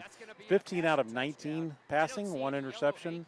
They did not punt. They have had 1 fumble, not lose it, and 7 penalties for 70 yards. Marino for them, 29 carries, 241 yards, 2 touchdowns. Bernal, 7 catches, 80 yards, 3 touchdowns. Oh, wow. So, your take on this game tonight overall? Take it as a learning. Yeah. You can burn the tape eventually. Right. Take a look at it once. Right. Not a good. You can look at it and think, boy, just some plays here and there, and we're in the game. Offense moved the ball well, but at the end of the day, the offense did not score after its first series, and that's not a good night. Right. when you can't, you got to finish drives. You got to hang on to the ball. Right. Defensively, maybe a little bit of hope in the second. In the second half, they started to make some plays. The interception, the couple of stops. But you really hold them to 7. I mean, the touchdown they scored at the end, I think it's just classless. Throwing down there at the 10-yard line. Yeah. So I really, if you take that out, it's 28-14. You've stopped. You've held them to 7. You've corrected some things in the second half. So you can take some encouragement, but there's obviously a lot of work to do both sides of the ball here. Right. Yeah, Right. I mean, the defense. The offense outside of the fumbles. We drove it all the way down there here in the second half. Cohen Blunt was running like a madman. Right. Possessed again, like he does. I mean, he was just bruising people, right? And, Right. And 105 yards, 17 carries. That's a nice average. Outside of those fumbles, clean up a little bit of that. The offense to me, the offensive line doesn't look terrible. Right. They really Yeah. offensive line does look good. So the passing's been okay, right? But it's really defense for me.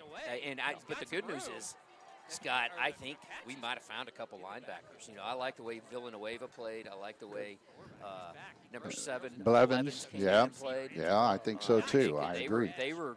You know how you think too much Right. and you read and react. They weren't thinking. They were just coming. Right.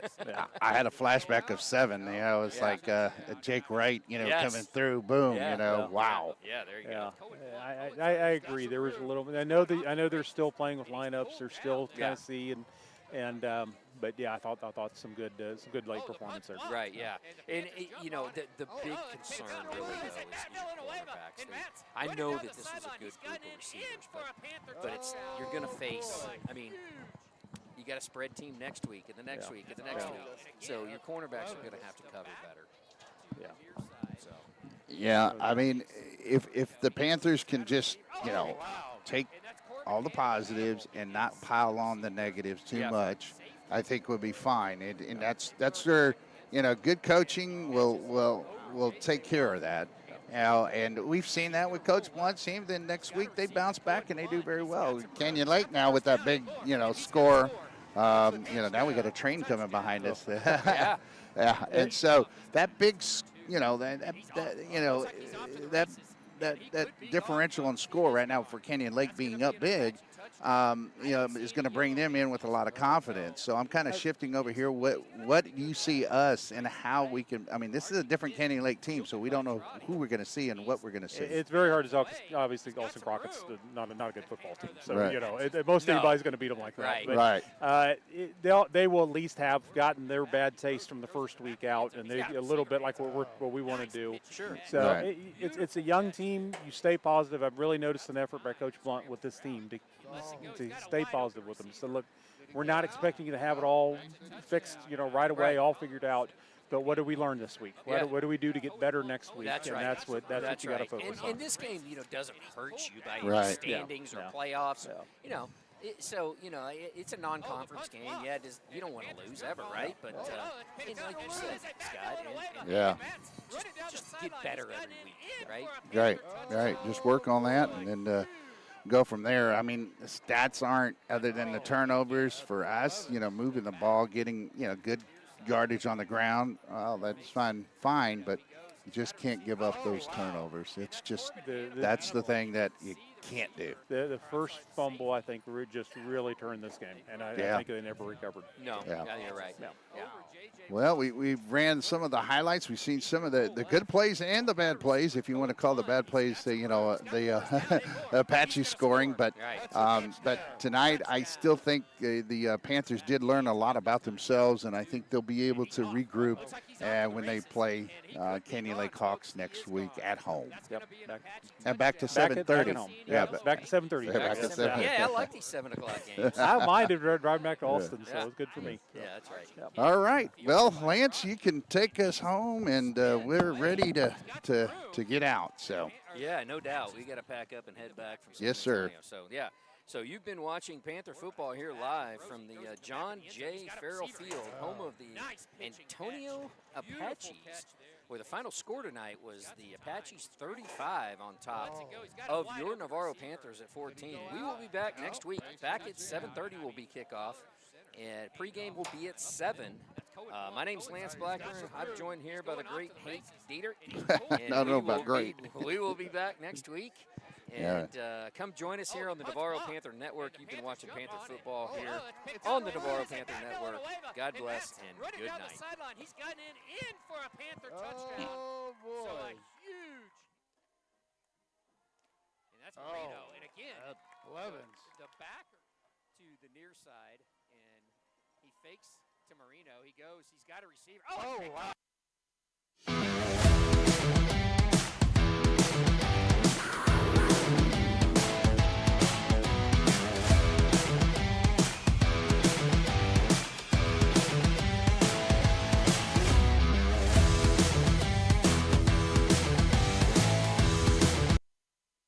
And that's Corbin Hannibal. He didn't see the receiver, or I'm sorry, the safety. Wow. At least. They throw it in the back of the end zone, and he catches it over J.J. Waz. So Panthers are going to go for it. He's going to roll left. He's got a receiver. It's Cohen Blunt. He's got some room. He's got the first down and more. And